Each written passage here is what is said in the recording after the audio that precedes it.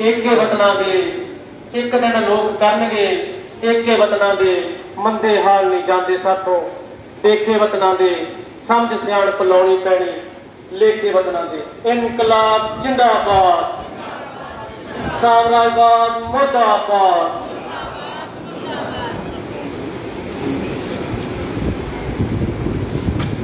इस तो बाद दो तीन बुलारा की लिस्ट हो रहा है ना हो रहा है पर उन्होंने टाइम आप टाइम प्रोग्राम के जो भी आप टाइम मिला और उन्होंने गीत या कवितावां तुहाडे सामने रखांगे। साथियों तुसी लोक मोर्चा पंजाब के सद्दे नूं कबूल किया, वड्डी गिणती जिथे आए हो असीं लोक मोर्चा पंजाब वालों तुहाडा इत्थे आउण ते स्वागत करते हैं। जदों भी असी कोई कंपेन लैने मुहिम लैने उदों तुसीं हर साडी मुहिम कंपेन च भरपूर हंगारा भरते हो। दोस्तों जिहड़ा अज का प्रोग्राम है असी लोक मोर्चा पंजाब की सूबा कमेटी वालों अज के दिन यानी 6 अगस्त को लैके 14 अगस्त तक लगातार 8-9 जिलों के मुहिम लैके जानी है। मुहिम साडी ये है आए साल ही असीं ये मुहिम चलाउने छोटिया वड्डिया मीटिंगां तो लैके इस तरह दी वड्डियां इकट्ठतावां या इदों भी वड्डे इकट्ठ करते हैं। और असीं सुनेहा यही लैके जाने भी जदों दा असीं लोक मोर्चा बनाया साडा यही सुनेहा है कि जिहड़ा 15 अगस्त 1947 का दिन पूरे देश च जिवें इस बार भी खास तौर पर इनू आज़ादी का महाउत्सव कहा जा रहा है, अमृत महाउत्सव कहा जा रहा है। 75वीं वर्षगांठ है कहते बड़ी वड्डी पद्धर से जश्नां दी तैयारियां हो रही हैं। पर असीं लोक मोर्चे पंजाब वालों समझते हैं जिवें साडे बैनर च भी लिखिआ है भी ये खरी आज़ादी नहीं है, ये नकली आज़ादी सी। खरी आज़ादी हासिल करने के वास्ते हजे वो काम काज अधूरे ने। बड़ा जोर लग रहा सरकार का, बड़िया कोशिशां हो रही हैं किसी को धक्के नाल किसी होर भरम भुलेखे च रख के आज़ादी के अखौती आज़ादी के जश्नां च शामिल करवाया जा रहा है। पर वो लोग जानते हैं भी अज तो ठीक 75 वरे पहला 15 अगस्त 1947 जो मनूस रात तो पहला किवें पंजाब के बंगाल को चीर के 10 लाख लोगों का कतलेआम करके एक शर्मनाक समझौता भारत की हुकूमत ने अंग्रेजों के नाल बरतानिया के नाल कीता सी। मैं बहुती व्याख्या नहीं करनी, व्याख्या तुहाडे नाल बुलारे करनगे साडे। असीं ये समझिया भी वो नकली सी आज़ादी, एक समझौता होया सी, सत्ता हुकूमत तब्दील होगी, गोलियां ने आके कहते इत्थों के भारतीय हुक्मरानां नूं गांधी नेहरू पटेल वर्गियां नूं सौंप दी ते वो सारा कुछ उन्हां दा भी उवें ही सलामत है। एक संघर्ष चल रहा है जिहड़ा 47 तो पहला चलिया सी, जिथे अंग्रेजों ने भारत की धरती से पैर धरे सी। 200 साल वो भारत च रहे ने ते कोई किन्हे जे टप्पिया नहीं 200 सालों के विच जदों उन्हां नूं भारत के लोगों की नाबरी का बगावत का संघर्षां का सामना ना करना पिया होवे। ठीक है, ये गल्लां सानूं किते सिलेबसां च नहीं हैगियां, किते किताबां च नहीं हैगियां, पर उस संघर्ष ने अथाह योद्धियां दे सैकड़े हज़ारां कुर्बानियां ने 200 सालां दीआं वो सच्ची जिंदगी सवारन वास्ते जिहड़ा भगत सिंह राह दस गया सी, शहीद उधम सिंह करतार सिंह सराभे वर्गे गदरी बाबे वर्गे जिहड़ा राह दस गए सी भी इस राह ते चलदिआं असीं आपदी जून बदल सकते हैं, आपका राज भाग लिया सकते हैं। वो राह से अगे वध रहे हैं। अज भी सारे भारत के विच अंग्रेजों के, बरतानिया के, अमरीका के टोटियां के खिलाफ भी, साम्राज्य संस्थावां के खिलाफ भी पूरे भारत को विद्रोह हो रहे हैं। सच्ची आज़ादी वास्ते लोग लड़ रहे हैं। सो ये गल्लां तुहाडे नाल साडे आउण वाले बुलारे करनगे। 2 बुलारे ने साडे सूबा सकत्तर ने जगमेर सिंह जी पहला तुहाडे नाल ओह गल रखणगे। उस तो बाद साडे सूबा कमेटी मैंबर गुरदीप खुडिया जी वो भी तुहाडे नाल गल करनगे। अपना तकरीबन 40-45 मिनट एक बुलारे दे है। ਪਿਛਲੀ ਟਾਈਮ ਮਿਲਿਆ ਤਾਂ ਗੀਤਕਾਰ ਜਾਂ ਕਵਿਤਾ ਗਾਉਣੇ ਕਿਸੇ ਨੂੰ ਟਾਈਮ ਦੇਵਾਂਗੇ ਆਪਾਂ। ਸੋ ਸਾਡੀ ਬੇਨਤੀ ਹੈ ਵੀ ਜਿਹਦੇ ਕੋਲ ਵੀ ਮੋਬਾਈਲ ਹੈ ਉਹ ਆਪਾਂ ਕੋਸ਼ਿਸ਼ ਕਰੋ ਆਪਾਂ ਸਾਇਲੈਂਟ ਤੇ ਲਾ ਲਈਏ, ਸਵਿਚ ਆਫ ਕਰ ਲਈਏ, ਵਾਈਬ੍ਰੇਸ਼ਨ ਤੇ ਲਾ ਲਈਏ ਵੀ ਤਾਂ ਕਿ ਆਪਣਾ ਘੰਟਾ ਡੇਢ ਘੰਟਾ ਜਾਂ 2 ਘੰਟੇ ਚੱਲਣੀ ਹੈ ਗੱਲਬਾਤ, ਆਪਣਾ ਧਿਆਨ ਕਿਸੇ ਹੋਰ ਪਾਸੇ ਨਾ ਜਾਵੇ। ਅਸੀਂ ਬੇਨਤੀ ਤੁਹਾਨੂੰ ਕਰ ਸਕਦੇ ਹਾਂ। ਤੇ ਹੁਣ ਮੈਂ ਬੇਨਤੀ ਕਰਦਾ ਸਾਡੇ ਪਹਿਲੇ ਬੁਲਾਰੇ ਨੇ ਸਾਡੇ ਸੂਬੇ ਦੇ ਜਥੇਬੰਦਕ ਸਰਪੰਚ ਜਗਮੇਰ ਸਿੰਘ ਜੀ, ਉਹ ਤੁਹਾਡੇ ਨਾਲ ਗੱਲਬਾਤ ਸਾਂਝੀ ਕਰਨਗੇ। ਆਓ ਜੀ ਜਗਮੇਰ ਸਿੰਘ।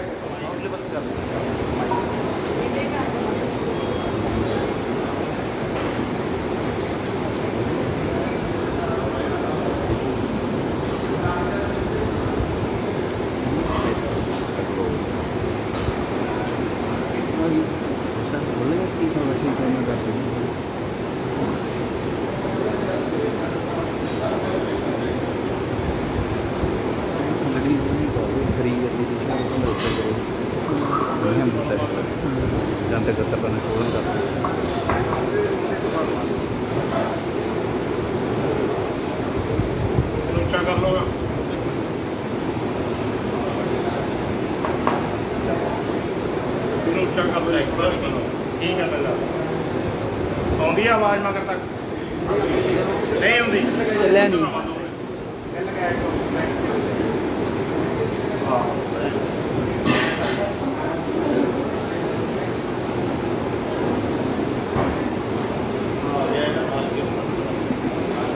हाथ लग गया अंदर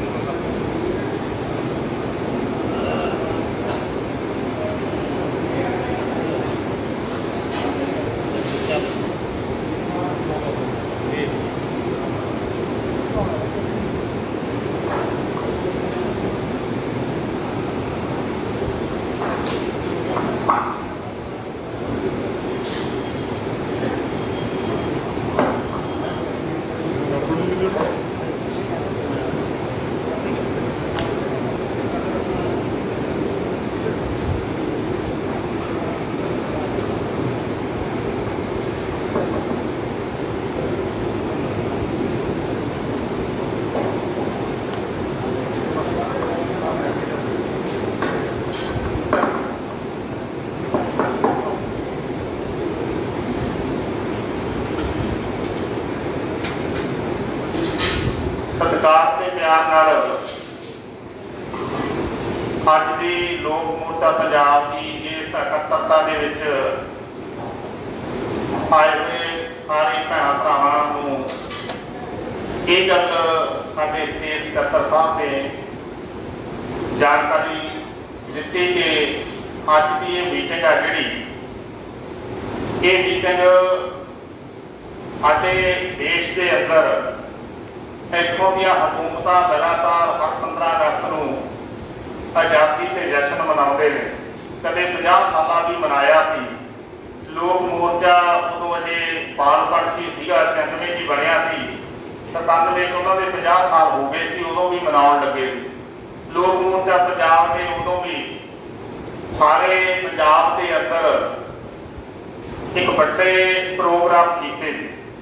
उन्होंने प्रोग्रामों के सिक्के वजों बठिंडे के साडे सूबा प्रधान श्री एडवोकेट एडवोकेट साहब उन्होंने नाल बूटा सिंह ते परमजीत सिंह बैंक मुलाजम ये उस आज़ादी जश्नां के विरोध में लोक मोर्चा पंजाब वल्लों कट्टे हुए पोस्टरां नूं जदों शहर च लाउण गए ने तां पुलिस ने गिरफ्तार किए। उस गिरफ्तारी के खिलाफ लगातार बठिंडे दी सड़कों से 3 दिन मीह पवे, कदे धुप चढ़े ते बड़े मुजाहरे होकर उन्होंने रिहा करवाया सी। इस तरह का माहौल सी उस वेले भी। हुण 75 साल हो गए वो कहते हैं इस 15 अगस्त 1947 तो 75 साल मनाउण लगे ने अमृत महा उत्सव।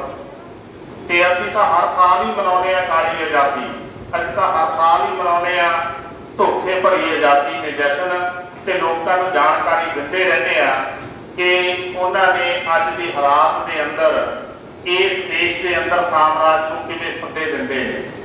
ਤੇ ਅੱਜ ਜਦੋਂ ਆਪਾਂ ਇਹਨਾਂ 75 ਸਾਲਾਂ ਬਾਅਦ ਲੋਕ ਮੋਰਚਾ ਪੰਜਾਬ ਦੀ ਤਰਫੋਂ ਤੁਹਾਨੂੰ ਸਭਨਾਂ ਨੂੰ ਬੁਲਾਇਆ ਤਾਂ ਇਹ ਗੱਲ ਦੱਸਣ ਵਾਸਤੇ ਕਿ ਅੰਗਰੇਜ਼ ਇੱਥੋਂ ਐਵੇਂ ਨਹੀਂ ਗਏ।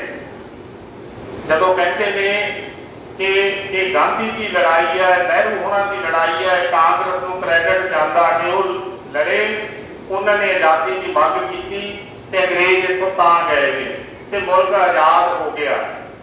ਨਾ ਮੁਲਕ ਆਜ਼ਾਦ ਹੋਇਆ, ਨਾ ਗਾਂਧੀ ਹੋਰਾਂ ਦਾ ਕੋਈ ਯੋਗਦਾਨ ਆ ਉਹਨਾਂ ਨੂੰ ਕੱਢਣ ਚ, ਨਾ ਨਹਿਰੂ ਹੋਰਾਂ ਦਾ। ਉਹ ਤਾਂ ਹਮੇਸ਼ਾ ਹੀ ਉਹਨਾਂ ਨੂੰ ਰੱਖ ਕੇ ਖੁਸ਼ ਹੋਇਆ ਕਰਦੇ ਨੇ, ਉਹਨਾਂ ਦੇ ਰਾਜ ਵਿੱਚ ਹੀ ਵਧਣਾ ਫੁੱਲਣ ਦੀ ਇੱਛਾਵਾਂ ਰੱਖਦੇ ਰਹੇ ਨੇ। ਉਹਨਾਂ ਦੀਆਂ ਲਿਖਤਾਂ ਨੇ, ਉਹਨਾਂ ਦੇ ਭਾਸ਼ਣ ਨੇ, ਪਰ ਲੋਕਾਂ ਦੇ ਸੰਘਰਸ਼ ਨੇ। ਇਸ ਲਈ ਇਸ ਗੱਲ ਨੂੰ ਜਾਣਨ ਵਾਸਤੇ ਆਓ ਪਹਿਲਾਂ ਆਪਾਂ ਇਸ ਗੱਲ ਨੂੰ ਜਾਣੀਏ ਕਿ ਸਾਡੇ ਮੁਲਕ ਦੇ ਅੰਦਰ ਅੰਗਰੇਜ਼ਾਂ ਦੇ ਵੇਲੇ ਰਾਜ ਕਿਹੋ ਜਿਹਾ ਸੀ। ਆਪਣੇ ਸਾਰੇ ਦੇਸ਼ ਦੇ ਉੱਤੇ 2/3 ਹਿੱਸੇ ਤੇ ਅੰਗਰੇਜ਼ਾਂ ਦਾ ਸਿੱਧਾ ਰਾਜ ਸੀ। ਸਿਰਫ ਇੱਕ ਹਿੱਸੇ ਤੇ 1/3 ਹਿੱਸੇ ਤੇ ਰਾਜੇ ਰਜਵਾੜਿਆਂ ਦਾ ਰਾਜ ਸੀ। ਯਾਨੀ ਹਿੰਦੁਸਤਾਨ ਦੇ ਸਮੂਹ ਦੇ ਰੂਪ ਚ, ਸਮੁੱਚੇ ਰੂਪ ਚ ਦੇਖਣਾ ਹੋਵੇ ਤਾਂ ਇਸ ਦੇਸ਼ ਦੇ ਅੰਦਰ ਅੰਗਰੇਜ਼ ਸ਼ਾਹੀ ਤੇ ਰਜਵਾੜਾ ਸ਼ਾਹੀ ਦਾ ਰਾਜ ਸੀ। ਕਿਸਾਨਾਂ ਕੋਲ ਜ਼ਮੀਨਾਂ ਨਹੀਂ ਸੀ, ਮਜ਼ਦੂਰਾਂ ਕੋਲ ਕੋਈ ਕਾਰਖਾਨਾ, ਕੋਈ ਰੁਜ਼ਗਾਰ ਨਹੀਂ ਸੀ। ਇੱਥੇ ਅੰਗਰੇਜ਼ਾਂ ਦੇ ਹਿਸਾਬ ਨਾਲ ਤੇ ਰਾਜਾ ਰਜਵਾੜਾ ਸ਼ਾਹੀ ਦੇ ਹਿਸਾਬ ਨਾਲ ਹੀ ਕਾਰੋਬਾਰ ਚੱਲਦੇ ਸੀ। ਜਿਹੜੀਆਂ ਸਨਅਤਾਂ ਸੀ ਸਰਮਾਇਆਦਾਰਾਂ ਦੀਆਂ, ਉਹ ਸਾਰੀਆਂ ਅੰਗਰੇਜ਼ਾਂ ਦੇ ਹਿਸਾਬ ਨਾਲ, ਉਹਨਾਂ ਦੀ ਮਸ਼ੀਨਰੀ ਦੇ ਹਿਸਾਬ ਨਾਲ, ਉਹਨਾਂ ਦੀਆਂ ਲੋੜਾਂ ਦੇ ਹਿਸਾਬ ਨਾਲ ਚੱਲਦੀਆਂ ਸੀ। ਲੋਕਾਂ ਦੇ ਅੰਦਰ ਬੇਰੁਜ਼ਗਾਰੀ ਸੀ, ਮਹਿੰਗਾਈ ਦਾ ਦੌਰ ਸੀ, ਅਨਾਜ ਦੀ ਤੋੜ ਸੀ। ਇਹ ਗੱਲਾਂ ਮੁਲਕ ਦੇ ਲੋਕਾਂ ਨੂੰ ਬਾਰ-ਬਾਰ ਚੁਭਦੀਆਂ ਤੇ ਕਦੇ ਕਿਸੇ ਗੁੱਜੇ ਤੋਂ ਤੇ ਕਦੇ ਕਿਸੇ ਪਾਸੇ ਤੋਂ ਤੇ ਕਦੇ ਕੋਈ ਹਿੱਸਾ, ਕਦੇ ਕਿਸਾਨ, ਕਦੇ ਮਜ਼ਦੂਰ, ਕਦੇ ਮੁਲਾਜ਼ਮ ਉੱਠਦੇ ਰਹਿੰਦੇ ਸੀ ਅੰਗਰੇਜ਼ਾਂ ਦੇ ਖਿਲਾਫ। 1857 ਤੋਂ ਲਗਾਤਾਰ ਭਖਿਆ, ਲਗਾਤਾਰ ਉਹਦੇ ਖਿਲਾਫ ਲੜਾਈਆਂ ਹੋਈਆਂ। ਕਦੇ ਬੱਬਰ ਅਕਾਲੀ ਉੱਠੇ, ਚਾਹੇ ਮਸਲਾ ਗੁਰਦੁਆਰਿਆਂ ਨੂੰ ਆਜ਼ਾਦ ਕਰਾਉਣ ਦਾ ਸੀ, ਪਰ ਮਸਲੇ ਦੇ ਪਿੱਛੇ ਅੰਗਰੇਜ਼ ਸ਼ਾਹੀ ਤੇ ਰਜਵਾੜਾ ਸ਼ਾਹੀ ਸੀ, ਜਿਨ੍ਹਾਂ ਨੇ ਗੁਰਦੁਆਰਿਆਂ ਨੂੰ, ਜਿਨ੍ਹਾਂ ਨੇ ਧਾਰਮਿਕ ਸਥਾਨਾਂ ਨੂੰ ਆਪਣੇ ਹਿੱਤਾਂ ਵਾਸਤੇ ਵਰਤਣਾ ਸੀ ਤੇ ਉਹਨਾਂ ਤੋਂ ਮੁਕਤ ਕਰਾਉਣਾ ਸੀ ਲੋਕਾਂ ਨੇ। ਇਸ ਕਰਕੇ ਉਹ ਇੱਕ ਵੱਡੀ ਲੜਾਈ ਲੜੀ ਗਈ। ਇੱਥੇ ਲੜਾਈ ਲੜੀ ਗਈ ਬੱਬਰ ਅਕਾਲੀਆਂ ਵੱਲੋਂ, ਲੜਾਈ ਲੜੀ ਗਈ ਕੂਕਿਆਂ ਵੱਲੋਂ। ਜਦੋਂ ਜ਼ਬਰ ਹੋਇਆ, ਜਦੋਂ ਇਹ ਮਸਲੇ ਬੜੇ ਤਾਂ ਕੂਕਿਆਂ ਨੇ ਇਸ ਗੱਲ ਦਾ ਵਿਰੋਧ ਕੀਤਾ, ਵਿਰੋਧ ਪੂਰੀ ਨਿਡਰਤਾ ਨਾਲ ਕੀਤਾ। ਉਹਨਾਂ ਨੇ ਤੋਪਾਂ ਲਿਆਂਦੀਆਂ ਇਸ ਗੱਲ ਵਾਸਤੇ ਕਿ ਕੂਕਿਆਂ ਨੂੰ ਉਡਾਇਆ ਜਾਵੇ। ਕਰਵਾਨੀ ਦੇ ਪੁੰਜ ਕੂਕਿਆਂ ਨੇ ਆਪ ਗੜੇ ਇਕੱਠੇ ਕਰਕੇ ਉੱਪਰ ਖੜ ਕੇ, ਕਿਉਂਕਿ ਤੋਪ ਦੇ ਨਿਸ਼ਾਨੇ ਤੋਂ ਨੀਵਾਂ ਸੀ, ਉਹ ਕੂਕਾ ਜਿਹਨੂੰ ਗੋਲੀ ਮਾਰਨੀ ਸੀ, ਇਸ ਕਰਕੇ ਉੱਚਾ ਹੋ ਕੇ ਖੜਿਆ ਗਿਆ, ਗੋਲੀ ਮਾਰੋ ਸੀ। ਕਿਸੇ ਇੱਕ ਨੌਜਵਾਨ ਜਵਾਨ ਨੇ ਵੀ ਇਸ ਯੋਗਦਾਨ ਪਾਇਆ ਇਸ ਲਹਿਰ ਦੇ ਵਿੱਚ, ਕੂਕਿਆਂ ਦੇ ਵਿੱਚ। ਜਿਹੜਾ ਅਫਸਰ ਲੁਧਿਆਣੇ ਦਾ ਡੀਸੀ ਅੰਗਰੇਜ਼ ਉਸ ਵੇਲੇ ਖੜਾ ਹੁਕਮ ਦਿੰਦਾ ਸੀ ਲੋਕਾਂ ਦੇ ਤੋਪ ਚਲਾਉਣ ਦਾ, ਉਹਦੀ ਦਾੜੀ ਤੋਂ ਹੱਥ ਪਾ ਕੇ, ਉਹ ਦਾੜੀ ਨਹੀਂ ਛੱਡੀ ਉਹਦੀ, ਅੰਗਰੇਜ਼ ਪੁਲਸੀਏ ਨੂੰ ਉਹਦੇ ਬਾਂਹ ਵੱਢਣੀ ਪਈ ਆ ਮੁੰਡੇ ਦੀ। ਇਸ ਤਰ੍ਹਾਂ ਦੇ ਜਜ਼ਬੇ ਸੀ ਆਪਣੇ ਕੌਮ ਵਾਸਤੇ, ਆਪਣੇ ਦੇਸ਼ ਨੂੰ ਆਜ਼ਾਦ ਕਰਾਉਣ ਵਾਸਤੇ। ਲੜਾਈ ਲੜੀ ਗਈ। ਉਸ ਤੋਂ ਬਾਅਦ ਭਗਤ ਸਿੰਘ ਦੀ ਲਹਿਰ ਉੱਠੀ।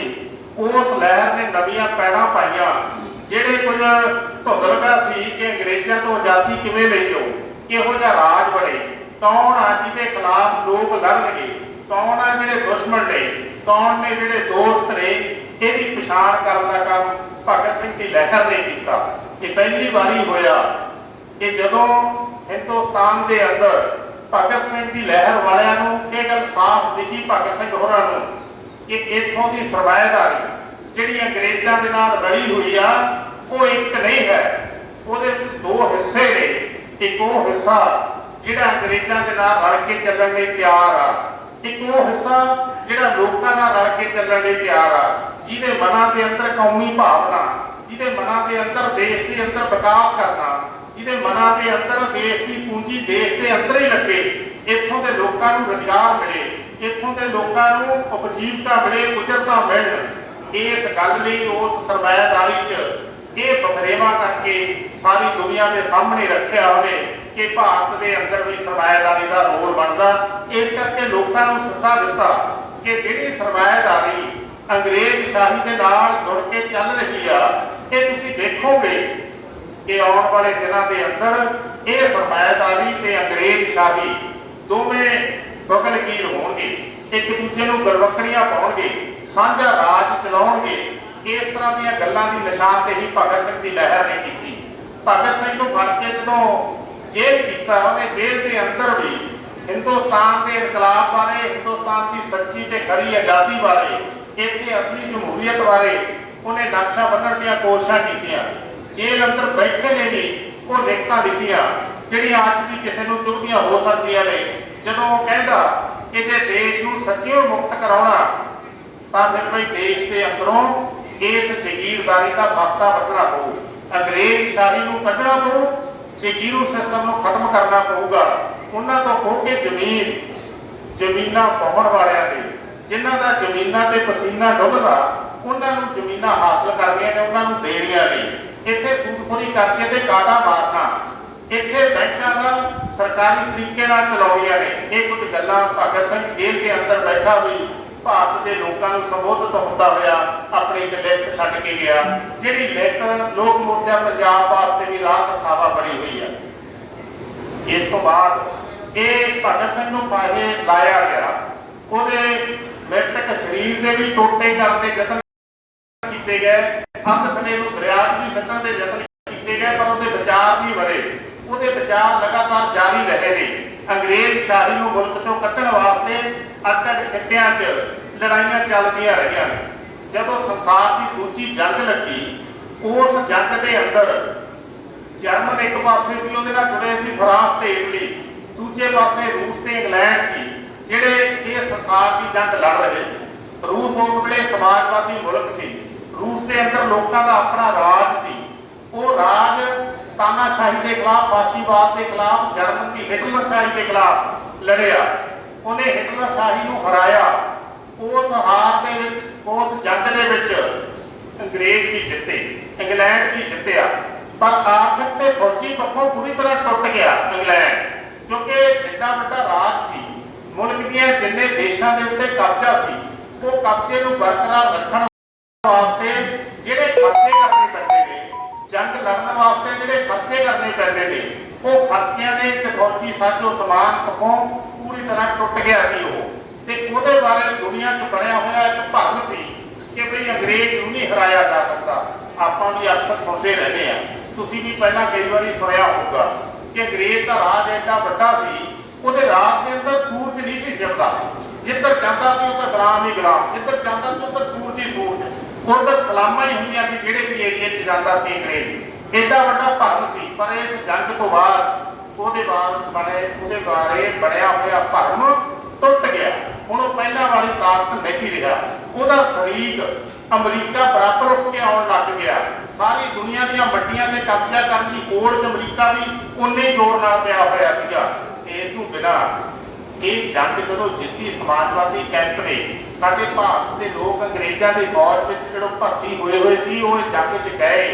ਉਹਨਾਂ ਨੇ ਦੇਖਿਆ ਕਿ ਸਮਾਜਵਾਦੀ ਦੇਸ਼ ਦੇ ਲੋਕ ਕਿੰਨਾ ਖੁਸ਼ਹਾਲ ਨੇ, ਸਮਾਜਵਾਦੀ ਦੇਸ਼ ਦੇ ਅੰਦਰ ਲੋਕਾਂ ਦੇ ਹੱਕ ਹਕੂਕ ਕਿੰਨੇ ਨੇ, ਕਿਵੇਂ ਉੱਥੇ ਬਰਾਬਰਤਾ ਦਾ ਰਾਜ ਆ, ਕਿਵੇਂ ਉੱਥੋਂ ਮਨੁੱਖ ਦੇ ਹੱਥੋਂ ਮਨੁੱਖ ਦੀ ਲੁੱਟ ਖਤਮ ਕਰਨ ਵੱਲ ਨੂੰ ਅੱਗੇ ਨੂੰ ਵਧੀਆਂ ਹੋਈਆਂ ਚੀਜ਼ਾਂ ਨੇ। ਜਦੋਂ ਇਹ ਦੇਖੀਆਂ ਨੇ, ਇਹਦੇ ਨਾਲ ਹੌਸਲਾ ਵੀ ਬਣਿਆ, ਇਹਦੇ ਨਾਲ ਭਰੋਸਾ ਵੀ ਬਣਿਆ।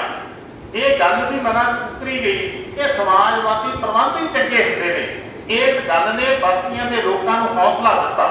ਇਸ ਗੱਲ ਨੇ ਵੀ ਬਸਤੀਆਂ ਦੇ ਲੋਕਾਂ ਨੂੰ ਹੌਸਲਾ ਤੇ ਉਤਸ਼ਾਹ ਦਿੱਤਾ ਕਿ ਚੀਨ ਦੇ ਅੰਦਰ ਇਨਕਲਾਬ ਵੱਲ ਨੂੰ ਲੋਕ ਵੱਧ ਰਹੇ। ਇਨਕਲਾਬ ਹੋਇਆ 47 ਤੋਂ ਬਾਅਦ ਹੋਇਆ ਚੀਨ ਦੇ ਵਿੱਚ, ਪਰ ਉਸ ਤੋਂ ਪਹਿਲਾਂ ਇੱਕ ਜੰਗੀ ਮਾਹੌਲ, ਇੱਕ ਜੇਤੂ ਮਾਹੌਲ ਚੀਨ ਦੇ ਅੰਦਰ ਬਣਨਾ ਸ਼ੁਰੂ ਹੋ ਗਿਆ। ਉਹਨੇ ਬਸਤੀਆਂ ਦੇ ਲੋਕਾਂ ਨੂੰ, ਖਾਸ ਕਰਕੇ ਜਿਹੜੇ ਹਿੰਦੁਸਤਾਨ ਵਰਗੇ, ਭਾਰਤ ਵਰਗੇ ਮੁਲਕ ਸੀ, ਜਿਨ੍ਹਾਂ ਮੁਲਕਾਂ 'ਚ ਰਜਵਾੜਾ ਸ਼ਾਹੀ ਰਾਜ ਕਰਦੀ ਰਹੀ ਆ, ਰਿਆਸਤਾਂ ਦਾ ਰਾਜ ਰਿਹਾ, ਉਹਨਾਂ ਮੁਲਕਾਂ ਦੇ ਅੰਦਰ ਕਿਵੇਂ ਆਜ਼ਾਦੀ ਆਊਗੀ, ਲੋਕਾਂ ਦਾ ਰਾਜ ਕਿਵੇਂ ਆਊਗਾ, ਇਸ ਗੱਲ ਵਾਸਤੇ ਚੀਨ ਵਾਲੇ ਪਾਸੋਂ ਸਿਆਸੀ ਸੋਝੀ ਵੀ ਮਿਲੀ ਲੋਕਾਂ ਨੂੰ। ਇਸ ਪੱਖੋਂ ਸੋਝੀ ਰੋਝੀ ਦਾ ਵੀ ਵਾਧਾ ਹੋਇਆ। ਪੂਰਬੀ ਯੂਰਪ ਆ, ਉਹਦੇ ਛੋਟੇ ਛੋਟੇ ਮੁਲਕਾਂ ਦੇ ਅੰਦਰ ਇਨਕਲਾਬੀ ਲਹਿਰਾਂ ਸਫਲ ਹੋਈਆਂ। ਇਨਕਲਾਬ ਹੋਏ ਛੋਟੇ ਛੋਟੇ ਮੁਲਕਾਂ 'ਚ, ਪੂਰਬੀ ਯੂਰਪ ਦੇ ਅੰਦਰ। ਉਹਨੇ ਵੀ ਤਾਕਤਵਰ ਸੀ, ਇੱਕ ਤਜਰਬਾ ਦਿੱਤਾ ਬਸਤੀਆਂ ਦੇ ਲੋਕਾਂ ਨੂੰ। ਕਿਉਂ ਬਸਤੀਆਂ ਦੇ ਵਿੱਚ ਅੰਗਰੇਜ਼ਾਂ ਦੇ ਖਿਲਾਫ ਇੱਕ ਹਨੇਰੀ ਉੱਠ ਖੜੀ। ਉਸੇ ਤਹਿਤ ਹੀ ਆਪਾਂ ਦੇਖਦੇ ਹਾਂ ਕਿ ਭਾਰਤ ਦੇ ਅੰਦਰ ਵੀ ਜੰਗ ਤੋਂ ਬਾਅਦ ਇੱਕ ਵੱਡਾ ਮਾਹੌਲ ਬਣਿਆ। ਕਾਂਗਰਸੀਆਂ ਨੂੰ ਵੀ ਕਹਿਣਾ ਪੈ ਗਿਆ, ਭਾਰਤ ਛੱਡੋ ਅੰਦੋਲਨ ਚਲਾਉਣਾ ਪੈ ਗਿਆ। ਇਹ ਕਹਿਣਾ ਪੈ ਗਿਆ ਕਿ ਅੰਗਰੇਜ਼ੋ ਭਾਰਤ ਤੋਂ ਜਾਓ। ਹਾਲਾਂਕਿ ਪਰਾਏ ਨਾਮ ਸੀ ਉਹ, ਕਾਂਗਰਸ ਦਾ ਕੋਈ ਇਰਾਦਾ ਨਹੀਂ ਸੀ, ਕੋਈ ਸਕੀਮ ਨਹੀਂ ਹੋ ਗਿਆ। ਮਗਰੋਂ ਤੱਕ ਦੀਆਂ ਦਿੱਕਤਾਂ ਇਹੋ ਜਿਹੀਆਂ ਨੇ ਜਿਹੜੀਆਂ ਅੰਗਰੇਜ਼ਾਂ ਦੇ ਨਾਲ ਰਲ ਕੇ ਚੱਲਣ ਨੂੰ ਕਹਿੰਦੀਆਂ ਸੀ। ਅਸਾਰੀ ਸੀ ਉਸ ਵੇਲੇ ਉਹਦੇ ਉਸ ਪਾਰਟੀ ਦੀ, ਚਾਹੇ ਮਗਰੋਂ ਅਕਾਲੀ ਬਣ ਗਏ, ਚਾਹੇ ਮਗਰੋਂ ਭਾਜਪਾ ਬਣ ਗਈ, ਚਾਹੇ ਮਗਰੋਂ ਕੋਈ ਹੋਰ ਪਾਰਟੀ ਬਣ ਗਈ। ਇਹ ਸਾਰੀਆਂ ਪੋਲੀਟੀਕਲ ਪਾਰਟੀਆਂ ਜਿਹੜੀਆਂ ਆਪਾਂ ਤੋਂ ਵੋਟਾਂ ਲੈ ਕੇ ਰਾਜਗੱਦੀ ਤੇ ਬਹਿੰਦੀਆਂ ਨੇ, ਇਹ ਸਾਰਿਆਂ ਦੀ ਜਨਮ ਕੁੰਡਲੀ ਉੱਥੇ ਕਾਂਗਰਸ ਨਾਲ ਹੀ ਜੁੜਦੀ ਆ। ਅੰਗਰੇਜ਼ਾਂ ਵੇਲੇ ਤੋਂ 47 ਤੋਂ ਪਹਿਲਾਂ ਦਾ ਸਾਰੇ ਉਹਦੇ ਚ ਸੀਗੇ ਤੇ ਉਦੋਂ ਇਹਨਾਂ ਦੀ ਇਹ ਬਹੁਤ ਜ਼ੋਰਦਾਰ ਇੱਛਾ ਜ਼ਾਹਰ ਹੁੰਦੀ ਰਹੀ ਆ ਇਹਨਾਂ ਦੀਆਂ ਲਿਖਤਾਂ ਤੋਂ ਤੇ ਇਹਨਾਂ ਦੇ ਭਾਸ਼ਣਾਂ ਤੋਂ। ਪਰ ਉਸ ਦੌਰ ਦੇ ਅੰਦਰ ਭਾਰਤ ਦੇ ਲੋਕਾਂ ਦੇ ਅੰਦਰ ਇੱਕ ਨਵੇਂ ਜਜ਼ਬੇ, ਇੱਕ ਨਵੀਂ ਭਾਵਨਾ, ਕੌਮੀ ਉਤਸ਼ਾਹ, ਆਜ਼ਾਦੀ ਨਾਲ ਨਫ਼ਰਤ ਸ਼ੁਰੂ ਹੋ ਗਈ। ਆਜ਼ਾਦੀ ਨਾਲ ਜਿਹੜੀ ਗੁਲਾਮੀ ਸੀ ਉਹਦੇ ਨਾਲ ਨਫ਼ਰਤ ਹੋ ਗਈ। ਆਜ਼ਾਦੀ ਨਾਲ ਪ੍ਰੇਮ ਪਿਆਰ ਉੱਠਣਾ ਸ਼ੁਰੂ ਹੋ ਗਿਆ, ਤਾਂ ਵੀ ਪਿੱਛੀ ਹੋ ਗਈ। ਲੋਕਾਂ ਨੇ ਲੜਨਾ ਸ਼ੁਰੂ ਕੀਤਾ। ਸਭ ਤੋਂ ਪਹਿਲਾਂ ਹਿੰਦੁਸਤਾਨ ਦੇ ਅੰਦਰ ਮਜ਼ਦੂਰ ਜਮਾਤ ਉੱਠੀ। ਕੱਪੜਾ ਮਿੱਲਾਂ ਦੇ ਮਜ਼ਦੂਰ ਨੇ, ਚਾਹੇ ਉਹ ਗਵਾਲੀਅਰ ਦੇ ਸੀ, ਚਾਹੇ ਉਹ ਨਾਗਪੁਰ ਦੇ ਸੀ, ਚਾਹੇ ਉਹ ਨਾਰਾਇਣਗੰਜ ਦੇ ਸੀ। ਜਿਹੜਾ ਨਾਰਾਇਣਗੰਜ ਅੱਜ ਕੱਲ੍ਹ ਢਾਕੇ ਜਾਂ ਬੰਗਲਾਦੇਸ਼ ਜਾਂ ਚਾਹੇ ਉੱਥੋਂ ਦੀਆਂ ਕੱਪੜਾ ਮਿੱਲਾਂ ਸੀ। ਇਹਨਾਂ ਥਾਵਾਂ ਤੇ ਕੱਪੜਾ ਮਿੱਲਾਂ ਬਹੁਤ ਵੱਡੀ ਪੱਧਰ ਤੇ ਸੀ। ਇੱਥੋਂ ਦੇ ਮਜ਼ਦੂਰ ਉੱਠੇ, ਹਜ਼ਾਰਾਂ ਦੀ ਗਿਣਤੀ 'ਚ ਉੱਠੇ। ਅੰਗਰੇਜ਼ ਸ਼ਾਹੀ ਦੇ ਖਿਲਾਫ, ਸਨਅਤਕਾਰਾਂ ਦੇ ਖਿਲਾਫ ਲੜਾਈ ਲੜੀ, ਟਕਰਾਅ ਹੋਇਆ। ਹਿੰਦੁਸਤਾਨ ਦੀ ਪੁਲਿਸ ਨੇ ਵੀ ਜ਼ੋਰ ਲਾਇਆ, ਅੰਗਰੇਜ਼ ਦੀ ਫੌਜ ਨੇ ਵੀ ਜ਼ੋਰ ਲਾਇਆ। ਸ਼ਹੀਦੀਆਂ ਕੁਰਬਾਨੀਆਂ ਵੀ ਹੋਈਆਂ, ਸਿੱਧੇ ਮੁਕਾਬਲੇ ਵੀ ਹੋਏ, ਝੜਪਾਂ ਵੀ ਹੋਈਆਂ। ਪਰ ਮਜ਼ਦੂਰ ਜਮਾਤ ਪਿੱਛੇ ਨਹੀਂ ਹਟੀ। ਚਾਹੇ ਉਹ ਕਲਕੱਤੇ ਦੀ ਸਟੀਲ ਮਿੱਲਾਂ ਦੇ ਸੀਗੇ ਕਾਮੇ, ਚਾਹੇ ਪੰਜਾਬ ਦੀਆਂ ਸੋਨਾ ਖਾਣਾ ਦੇ ਕਾਮੇ ਸੀ, ਚਾਹੇ ਗਰੜੀਆ ਝਾਰਖੰਡ ਦੇ ਵਿੱਚ ਸ਼ਹਿਰ ਉੱਥੋਂ ਵੀ ਕੋਲਾ ਖਾਣਾ ਵਾਲੇ ਸੀਗੇ। ਸਾਰੇ ਇਸ ਮੈਦਾਨ 'ਚ ਆਏ ਕਿ ਆਪਾਂ ਇਹਦੇ ਖਿਲਾਫ ਲੜਾਈ ਲੜਨੀ ਆ। ਤੇ ਉਹ ਲੜਾਈ ਵੱਡੀ ਪੱਧਰ ਤੇ ਦਰਜ ਹੋਈ, ਜਿੱਥੋਂ ਅੰਗਰੇਜ਼ ਫਟ ਗਏ ਪੂਰੀ ਤਰ੍ਹਾਂ ਕਿ ਇਹ ਕੀ ਹੋ ਗਿਆ। ਉਹਨਾਂ ਨੂੰ ਦੇਖ ਕੇ ਕਰਮਚਾਰੀ ਉੱਠੇ, ਡਾਕ ਮੁਲਾਜ਼ਮਾਂ ਨੇ 1 ਲੱਖ ਕਰਮਚਾਰੀ ਸੀ ਉਸ ਵੇਲੇ ਡਾਕ ਮਹਿਕਮੇ ਦੇ ਵਿੱਚ। ਉਹਨਾਂ ਨੇ ਦੇਸ਼ ਪੱਧਰ ਦੀ ਹੜਤਾਲ ਕੀਤੀ, ਪੁਲਿਸ ਨੇ ਗੋਲੀਆਂ ਚਲਾਈਆਂ, ਸ਼ਹੀਦ ਕੀਤੇ ਉਹਨਾਂ ਦੇ। ਇਹਦੇ ਬਾਵਜੂਦ ਵੀ ਉਹ ਹੜਤਾਲ ਪਿੱਛੇ ਨਹੀਂ ਹਟੇ ਡਾਕ ਕਰਮਚਾਰੀ, ਤੇ ਉਹਨਾਂ ਦੀ ਹਮਾਇਤ ਤੇ ਮਜ਼ਦੂਰ ਵੀ ਆਏ, ਉਹਨਾਂ ਦੀ ਹਮਾਇਤ ਤੇ ਆਮ ਲੋਕਾਂ ਦੇ ਹਿੱਸੇ ਵੀ ਆਏ। ਇਸ ਤਰ੍ਹਾਂ ਦਾ ਮਾਹੌਲ ਬਣਿਆ ਹੋਇਆ ਸੀ ਉਦੋਂ ਦੇਸ਼ ਦੇ ਅੰਦਰ। ਇਹ ਮਾਹੌਲ ਬਣਿਆ ਹੋਇਆ ਸੀ ਦੇਸ਼ ਦੇ ਅੰਦਰ ਉਸ ਵੇਲੇ ਕਿਸਾਨਾਂ ਦਾ। ਕਿਸਾਨਾਂ ਦੇ ਅੰਦਰ ਜ਼ਮੀਨ ਦੇ ਮਸਲੇ ਨੂੰ ਲੈ ਕੇ ਲਗਾਤਾਰ ਸੰਘਰਸ਼ ਹੁੰਦੇ ਰਹਿੰਦੇ ਨੇ। ਆਪਣੇ ਪੈਸੇ ਦਾ ਹੋ ਗਿਆ ਪੰਜਾਬ ਦੇ ਵਿੱਚ, ਆਪਣੇ ਨੇੜੇ ਹੀ ਆਪਣੇ ਆਪਣੇ ਘਰੇ ਹੀ ਉੱਠਿਆ ਜ਼ਮੀਨਾਂ ਹਾਸਲ ਕਰਨ ਵਾਸਤੇ। ਇਹੀ ਲਹਿਰ ਉੱਠੀ ਬੰਗਾਲ ਦੇ ਵਿੱਚ, ਜਿਹੜੇ ਅੰਦੋਲਨ ਨੂੰ ਤਬਾਗਾ ਅੰਦੋਲਨ ਕਿਹਾ ਜਾਂਦਾ। ਤਬਾਗਾ ਦਾ ਅੰਦੋਲਨ ਉੱਠਿਆ। ਅੰਦੋਲਨ ਦੀਆਂ ਬਹੁਤ ਉੱਪਰਲੀਆਂ ਮੰਗਾਂ ਸੀ ਕਿ ਅਸੀਂ ਜਿਹੜੀ ਪੈਦਾਵਾਰ ਕਰਦੇ ਹਾਂ ਸਾਰੀ ਦੀ ਸਾਰੀ ਜ਼ਗੀਰਦਾਰ ਆਪਣੀ ਹਵੇਲੀ 'ਚ ਲੈ ਜਾਂਦਾ, ਰਾਤ ਨੂੰ ਚੋਰੀਆਂ ਕਰ ਲੈਂਦਾ, ਮਗਰੋਂ ਹਿੱਸਾ ਪਾ ਕੇ ਸਾਨੂੰ 1 ਹਿੱਸਾ ਦਿੰਦਾ 3 ਹਿੱਸੇ ਬਣਾ ਕੇ। ਅਸੀਂ ਤਾਂ 2/3 ਹਿੱਸਾ ਲੈਣਾ, ਹਿੱਸਾ 2 ਹਿੱਸੇ ਅਸੀਂ ਰੱਖਾਂਗੇ, 1 ਹਿੱਸਾ ਮਾਲਕ ਨੂੰ ਦੇਵਾਂਗੇ। ਇਹ ਮੰਗ ਤਬਾਗਾ ਅੰਦੋਲਨ ਦੀ ਉੱਠੀ। ਇਹ ਮੰਗ ਉੱਠੀ ਕਿ ਜਿਹੜੇ ਬੋਹੜ ਨੇ ਉਹ ਅਸੀਂ ਪਿੰਡਾਂ 'ਚ ਲਾਵਾਂਗੇ, ਹਵੇਲੀਆਂ 'ਚ ਨਹੀਂ ਲਾਉਣੇ। ਇਸ ਤੇ ਲੜਾਈ ਹੋਈ, ਇਸ ਤੇ ਵੀ ਪੁਲਿਸ ਨਾਲ ਟੱਕਰਾਂ ਹੋਈਆਂ, ਫੌਜ ਵੀ ਆਈ। ਇਹਦੇ ਬਾਵਜੂਦ ਵੀ ਲੜਾਈ ਜਾਰੀ ਰਹੀ ਆ। ਅਖੀਰ ਤੱਕ 47 ਤੱਕ ਇਹ ਲੜਾਈਆਂ ਚੱਲਦੀਆਂ ਰਹੀਆਂ। ਕੇਰਲਾ ਦੇ ਵਿੱਚ ਨਾਰੀਅਲ ਬਹੁਤ ਹੁੰਦਾ, ਨਾਰੀਅਲ ਦੇ ਰੇਸ਼ੇ ਦਾ ਕੰਮ ਹੁੰਦਾ ਉੱਥੇ, ਕਿਸਾਨੀ ਕੰਮ ਵੱਡਾ ਕੰਮ ਹੈ ਇਹ ਨਾਰੀਅਲ ਦਾ। ਉੱਥੇ ਇਹਨਾਂ ਨੇ ਹਮਲਾ ਕੀਤਾ, ਉਹਦੀਆਂ ਸ਼ਰਤਾਂ ਮੜਤੀਆਂ, ਕਿਉਂਕਿ ਜੰਗ ਤੋਂ ਬਾਅਦ ਜਦੋਂ ਆਰਥਿਕ ਤੌਰ ਤੇ ਟੁੱਟ ਗਿਆ ਸੀ, ਇਹਦੇ ਵਾਸਤੇ ਇਹਦੀ ਮੰਡੀ ਸੁੰਗੜ ਗਈ ਸੀ, ਮੰਗ ਘਟ ਗਈ ਸੀ ਇਹਦਾ ਸੰਕਟ ਆ ਗਿਆ। ਸੰਕਟ ਦਾ ਹੱਲ ਕਰਨ ਵਾਸਤੇ ਤੇ ਦਬਾਅ ਬਣਾ ਲਿਆ, ਭਾਈ ਹੁਣ ਤੁਸੀਂ ਐਂ ਕਰੋ, ਤੁਹਾਡੀਆਂ ਤਨਖਾਹਾਂ ਘਟਾ ਦਾਂਗੇ।